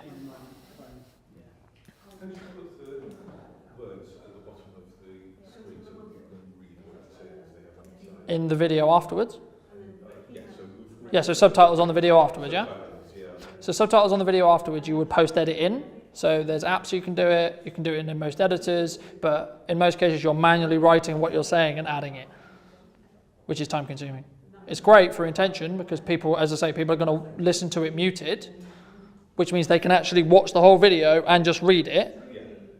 But again, it's one of those things where that's an optimal step. Again, it all comes back to the content, it all comes back to actually how you're going to do the content originally and coming across well in the first place, and then you can add those bells and whistles on top to make it even better and up the level that you're doing it again.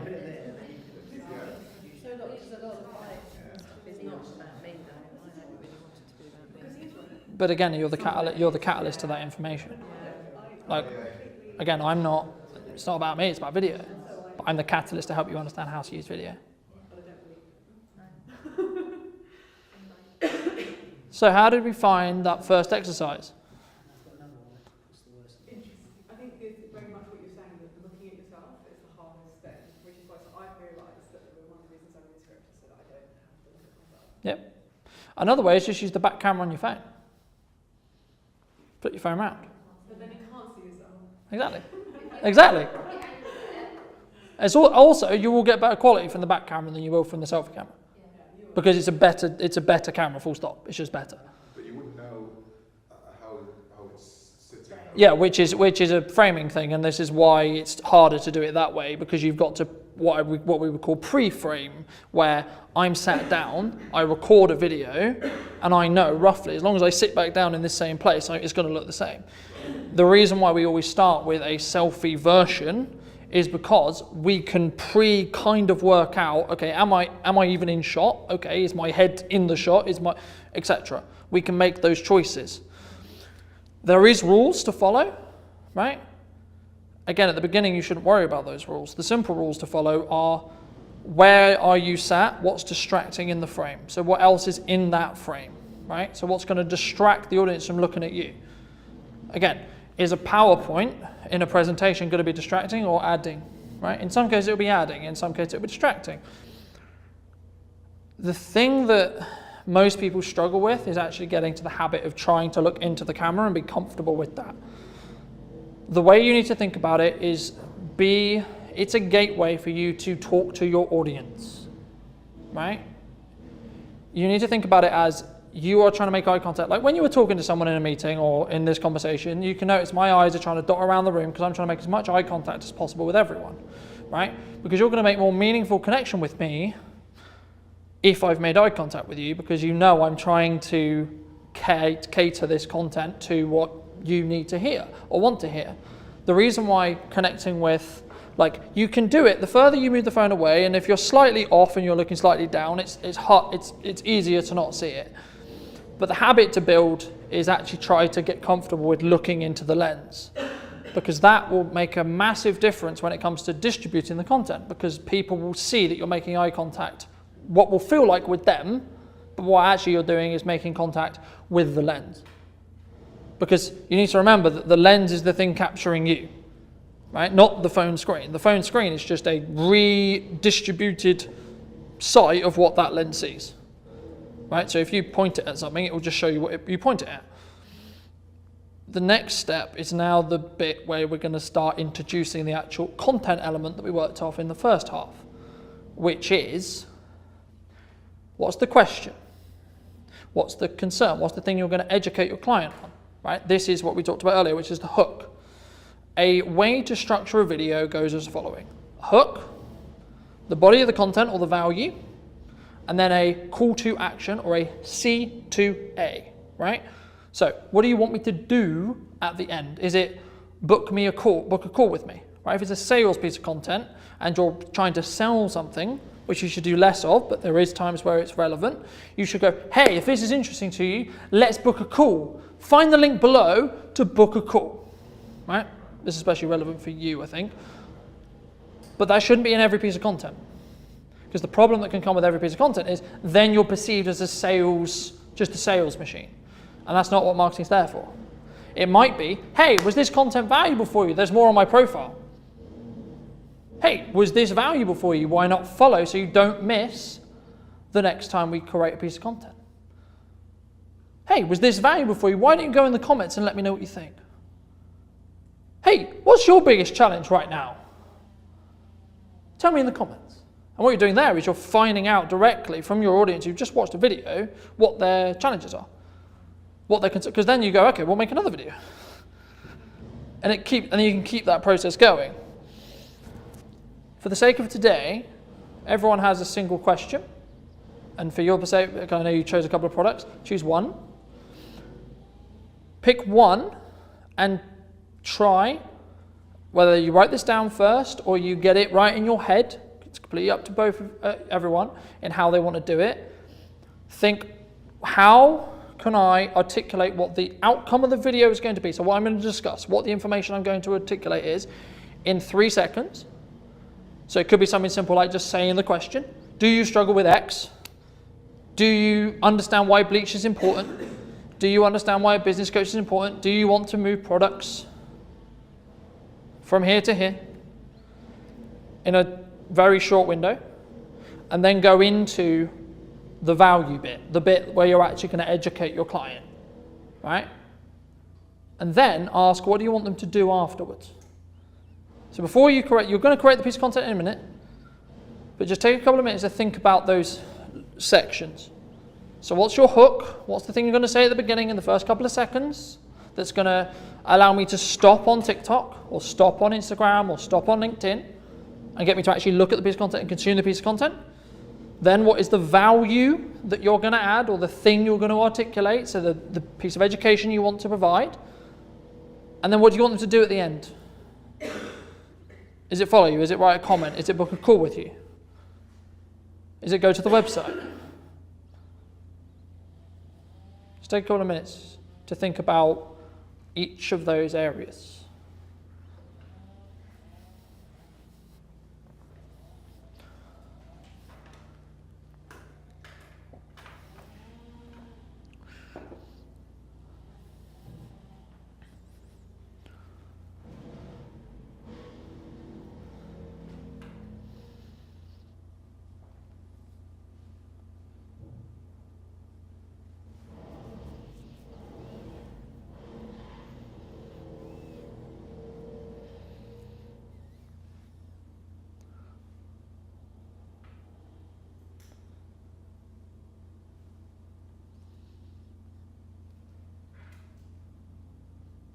And it's not about putting it into boxes where you have to say word for word. It's about having a rough idea of, okay, so I'm going to open with this.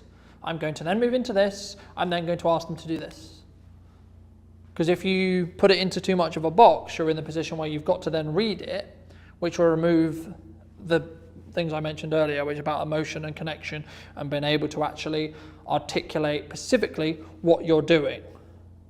Because what you want to do is be able to want to speak from the heart. You don't necessarily want to go, I'm going to talk about a diatribe now. I'm going to talk about a monotone. I'm going to share why. And you're not reading from a product page or a service page. What you're doing is you're articulating genuinely as if you were doing it to your best friend or a colleague. How can I help you? Because that's what we all want to do. Right? We all want to help our ideal clients have a better life in some description. Whether that's making their importing journey easier, or making sure that they have the right insurances, or making sure they make the right decisions business-wise, or make sure they have the right products or services, right? And when you're ready, again, don't stop, don't pause, just start creating the piece of content, because again, your brain will get in the way. Pick up your phone and start articulating those things you've just planned out. So say the question, move into the education, then move into the C2A. And then after that, do it again. So do it as separate videos if you want, or in the same video, but do it directly afterwards again. And the reason why is because the first time round, you're going to question what you're doing because you're walking through it firstly. When you do it the second time, you've already done it. So you know what you're going to say. So then you'll actually be more comfortable in what you're saying, which means you'll come across better. But you'll also be in more of the habit of doing it. So whenever you're ready, again, take as long as you need if you still want to plan out a little bit more on what is your hook, what is your actual content, and then what's your C2A. But if you feel you're ready, pick up your phone, start recording the content.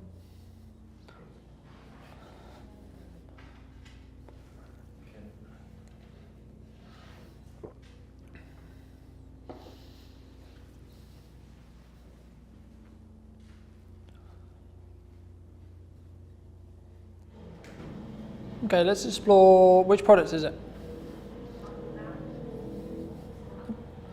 Okay, so what would be the question in regards to why I should care about this product? Do you suffer from hunger now problem? Okay. And then how does the product help with that?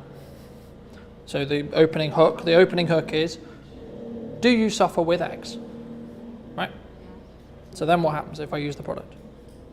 Gets rid of it. Okay, but how? How's the process? Explain the process. Explain how do I use it. Okay. Okay. So again, think about it this way. Why specifically is that cream more important than another cream I could get off the shelf? What is it about that cream?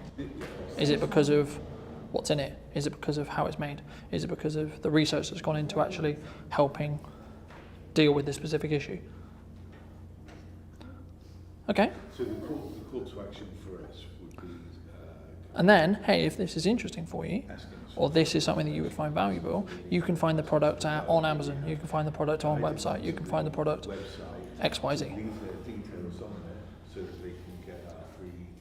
Don't overthink it, literally just write you a rough guide to yourself here, going, okay. So before they actually place an order, then try the it. Chinese company to import I don't really know the depths of it, because obviously there's a few I don't things do you all that need to bit. know first Okay. because this can go horribly wrong. I know what's there, should know. But then say, okay, I would recommend this product because it's easy to use. Right? The principle of today is not having a perfect video. The principle of today is getting into the habit of how to create the video. Right? So even if actually what you're saying isn't 100% accurate, so you should use this cream because it's the most valuable and the most amazing cream in the world and it's definitely going to 100% work, that might not actually be technically true. But when you have the information, because then now you can go away and say, right, I need to know this information. I need to know why is this product specifically better. You know, in the same way with bleach, right? Using your bleach example.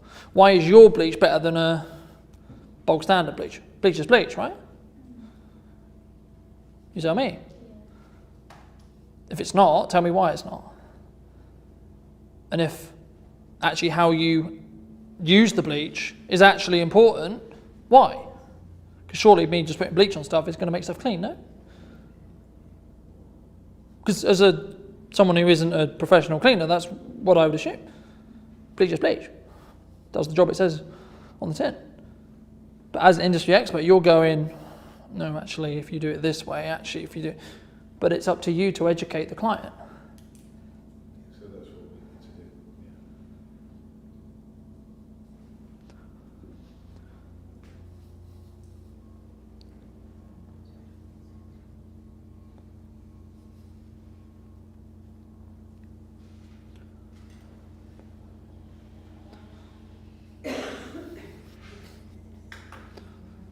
You ready? Go for it. Just do it here. Yeah, or go outside, or go on a walk, or wherever you feel is relevant.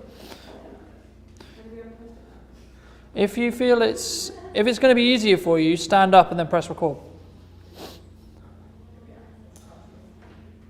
If that means going out in the foyer, if that means walking over here, if that means walking around the room.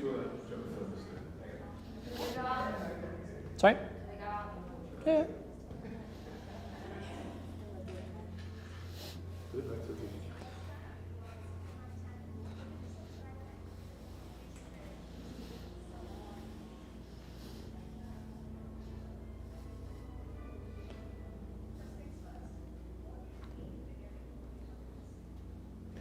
So this is quite a long one.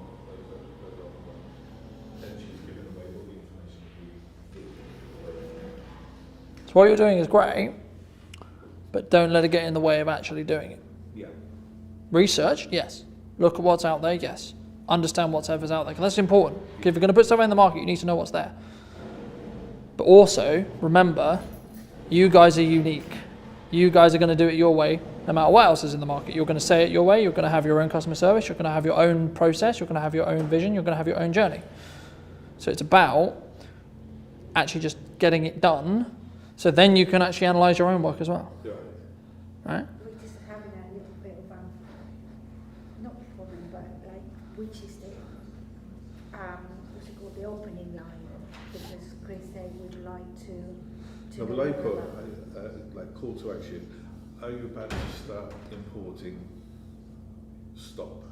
Because there's a few things like what could possibly go wrong. Well, quite a lot actually. We're here to stop you making importer mistakes.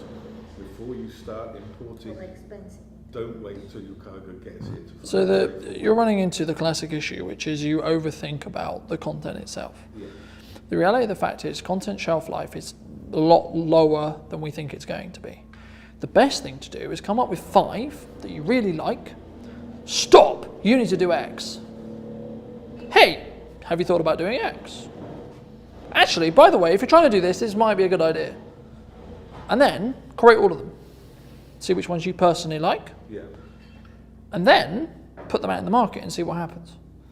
Right? And this is why I'm trying to get you into the routine of this is how you create the content. It's good to be aware of the structure, but if the structure gets in the way of you creating it, then throw out the structure.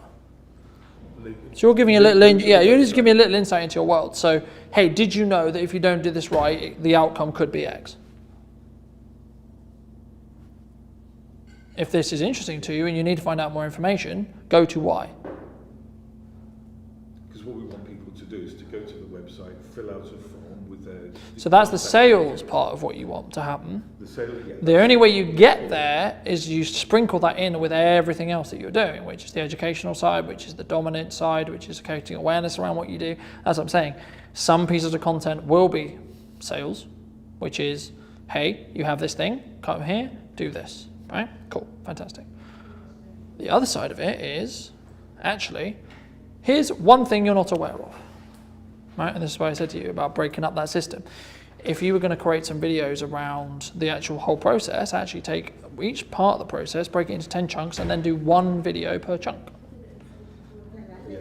Yeah, so it starts with the ERI. Hey, are you bringing something from China to the UK? These are things to be aware of. 3 things, quickly. Bang, bang, bang. If this was interesting to you, follow for more. Very simple structure. Yeah. Are you this? Yes. Cool. These are the things you need to be aware of. Bang, bang, bang. So that would take about 10 or 15 seconds. You need to be. It doesn't have to be a minute 100%. We use minute as a yardstick, but it can be less. Yeah. If you can do it in less, do it in less. The logic to follow is how much information can you condense in a short period of time. Yeah. That's all that matters. If it's a minute, great. If it's 90 seconds, great. If it's 60 seconds, great. If it's 30 seconds, great. There's some videos I put out that are 15 seconds long. And it's because I have one point and I'm just articulating that as well as I can. Do you appear in the videos yourself? Yeah. And you're seeing yourself before it comes facing. The bulk of my content is me talking Right. in some description. We change how, we change where, we change in what context, but it's me talking. Because I'm a service provider. I sell me.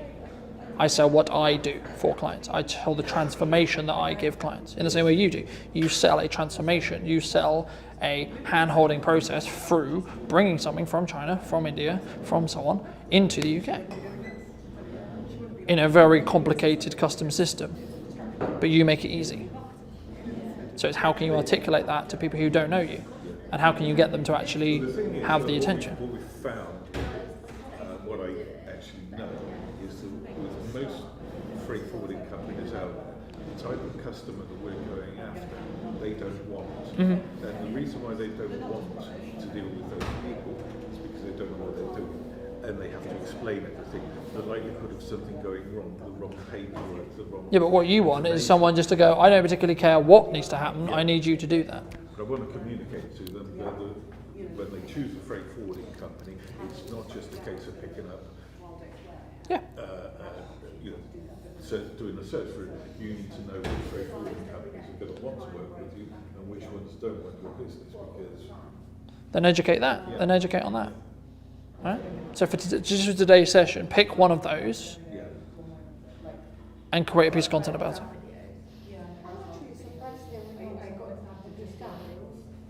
Like I wouldn't research anymore. I would just start actually doing it because the best way you'll know is by trying it because you'll try something and go, I don't like that, and then you'll go, okay, but why don't I like that?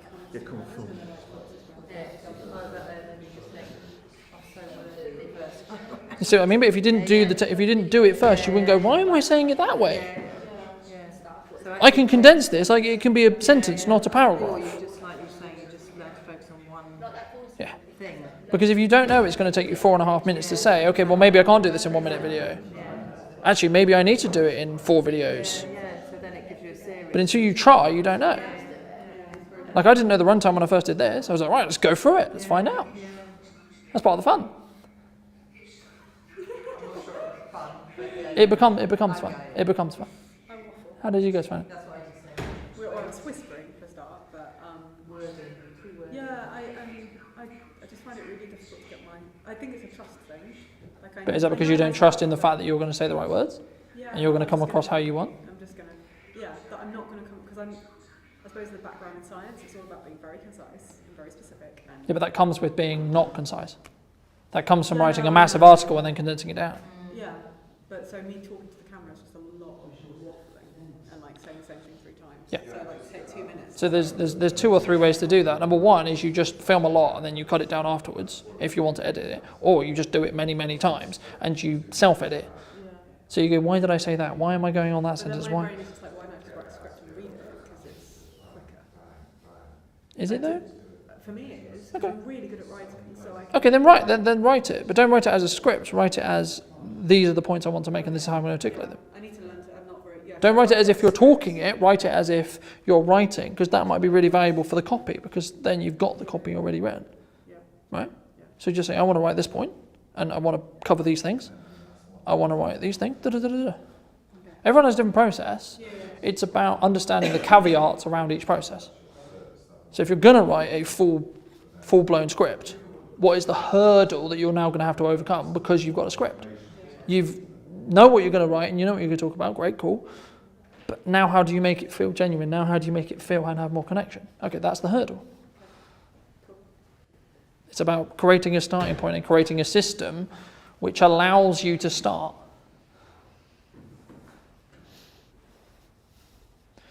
Are you in despair? No, that's very good. Yeah, it's just going to, yeah. content. I just my content. I just want a bit more content there. But what you have done is you've bridged that gap, that actually getting the phone out and just doing that. And your tip about the post-it note is excellent, because you do get you can distract by your own. And also the reason why it's a post-it note is because there's only so much room on a post-it note. Right? So you can't have a diatribe this long because you can't put it on. So it keeps you when you're notes writing, you have to be concise with your note taking because you have a square. And it also means you're going to do less in a video because you physically can't fit any more information on the post-it note, which means you have to stop filming, put a new post-it note on, which also means you're going to create short form content which will sit on social media or sit wherever you're going to distribute it in a more concise way, which means it's more likely, as I said at the beginning, to actually be seen in its full reality. Right? It's better to distribute a 1 minute video 10 times from a 10-minute presentation than a 10-minute video once. Because the average drop-off is about 2 minutes in. Mine's only half a minute, is that a problem? Nope. The point of this exercise is to find how you can condense the information into a form of a video. We use a minute as a yardstick because it's the common time that people end up using. If it's 30 seconds, great. If it's 90 seconds, great. Everyone asks me, what's the perfect length of time? The perfect length of time is simply how much information can you condense in the shortest period of time. The reason why I'm going to watch a video or reading an article is because the article will take me 10 minutes to read, but the video might take me 5 and I get the same amount of information. So time is valuable to me. I've just saved 5 minutes by watching it as a video instead of reading it as an article. So I save 5 minutes. Times that by the number of articles I want to read a day, you can suddenly gain an hour. But the question is, from a creator point of view, which is what you all are trying to do, is how can you help your clients condense their time? Because if you can help them condense the information into the time, then you'll gain their attention, which means you're very likely to be front of mind, which in turn means you're very likely to get an opportunity to sell to them. Which at the end of the day, if we go all the way back to the beginning, why do we want to do it in the first place? Because we wanted to grow our businesses. We wanted to gain more people to talk to. We wanted to gain more clients. We wanted to gain more ability to actually sell more. But you have to add a huge amount of value up front, expecting nothing in return, so that for the perfect timing, for the perfect person, they'll then come to you. Because they'll think, I need this thing, I need to talk to this person. Coca-Cola analogy. Why do you buy Coca-Cola? Because you are consistently seeing Coca-Cola.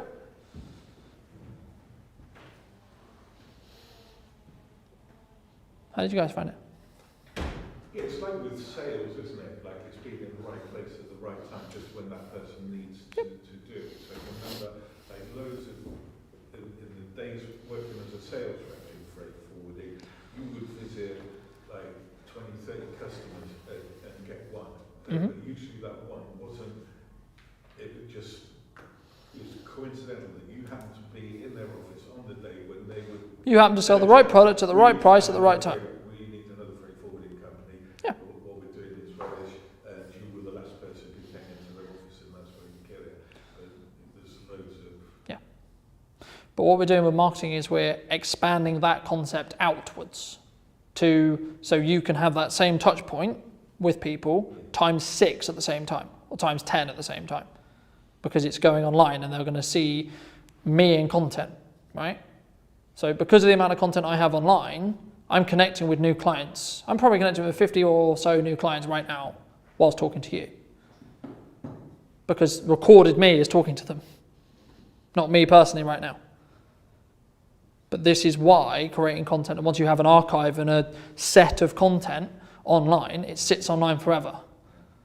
Now, the shelf life of content is a conversation about platform by platform. YouTube is 8 years. LinkedIn is 3 weeks. That doesn't mean you should just do YouTube. Because everyone's eyes went, oh, well, it's good if it's on 8 years, then it's going to sit there. YouTube is a different platform. YouTube is a search engine. It's not a social media platform. The reason why social media platforms are interesting is because you can test really quickly and get really quick data. So you could create 4 videos in the next week and you would have data back within 2 weeks of whether that video was a good idea or not.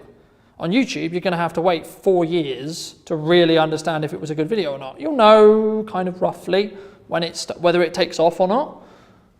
But to really understand whether that was a strong video from an algorithmic point of view, you need to give it a lot more time because of the lifespan of the platform.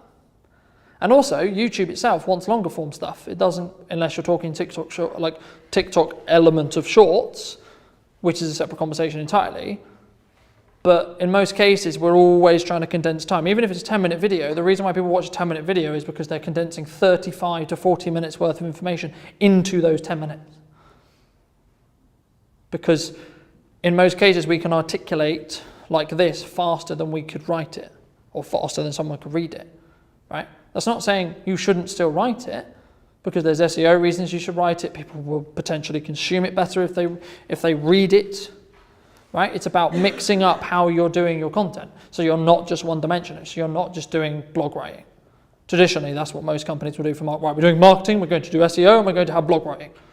And then they use those blogs on social media.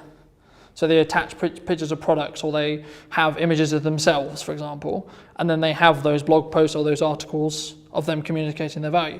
The question I have for you is, how are you going to stand apart? Because if that's what everyone's doing, surely you need to do something different to stand apart in your market, right? Because everyone in this room has them times 16, at least, in the local area, probably, right? That are all trying to get the same work, and we're all trying to compete over the same job. So the question is, number one, who do you talk to? And number two, why should they choose you over choosing someone else? Why should they choose your product? Why should they go with you? Why should they invest their time, energy, and resources into talking to you about what you can do for them? There's a personal dynamic there, sure, because if I don't get on you personally, it doesn't matter how good you are, it's not going to work. Right? Especially in a coaching environment, it's not going to work. They have to have a level of trust there. The same with products, or the same with services in the training point of view. If I don't trust you give good training, I'm not going to hire anyone that you train. But if I trust that your training is up here, yeah, absolutely I want that sticker. Yes, absolutely I want that level of credibility, or I want that person with that, thing, whatever it is that we're holding, because we value that thing. We value that relationship. But when we're trying to make meaningful connections with people so they stay with us longer term, that's where the emotional side of it needs to come in.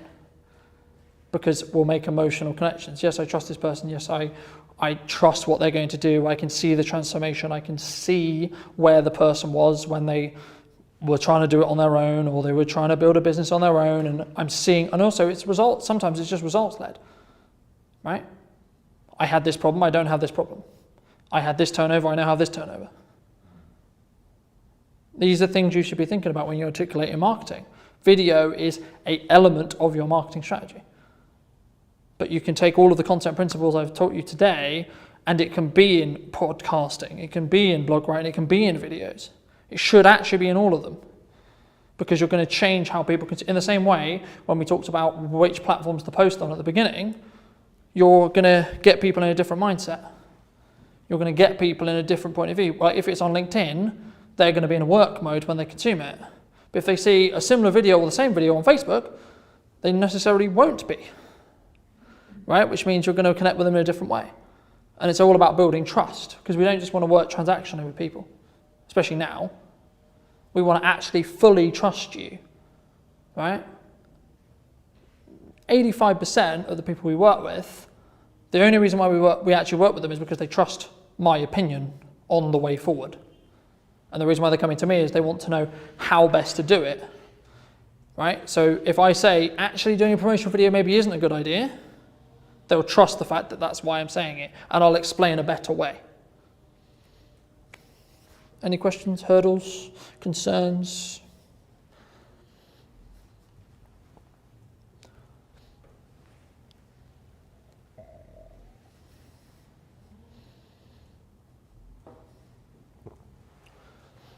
Do you feel confident now that you can go away today and actually start creating content? So firstly, know what the content's going to be, but then secondly, actually know how to do it?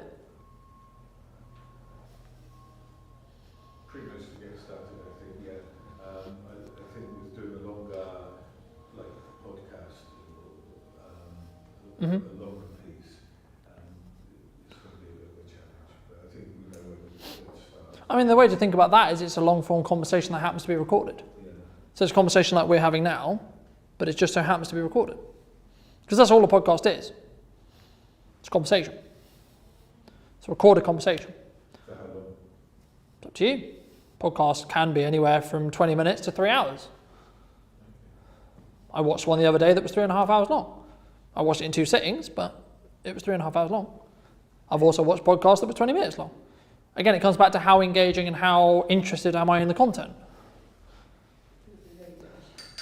You're making the podcast.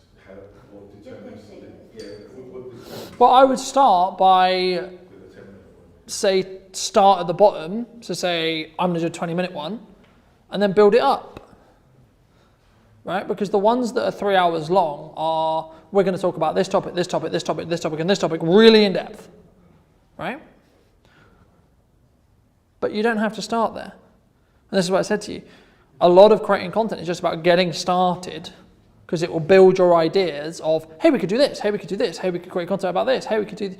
And then you can start doing stuff more complicated, like a podcast, like Days in the Life, like a real style piece where it's not just one video clip of you talking, where you can start adding in elements, you can start changing up your locations, you can start playing around with editing, you can start adding in music, you can start doing all these things. But all of that stuff is going to be a distraction until you're in the position where you're ready to just share value. Because all of that other stuff is just making the content more enjoyable to watch. If the content still isn't valuable, it doesn't matter. Because that's the bit that's important. So the podcast will be a conversation with you and another member of staff. So Could be a member of staff, could be a client, could be talking about industry updates, could be taking hot takes on the news. could it be you on your own? Yeah. Solo podcasts are a thing.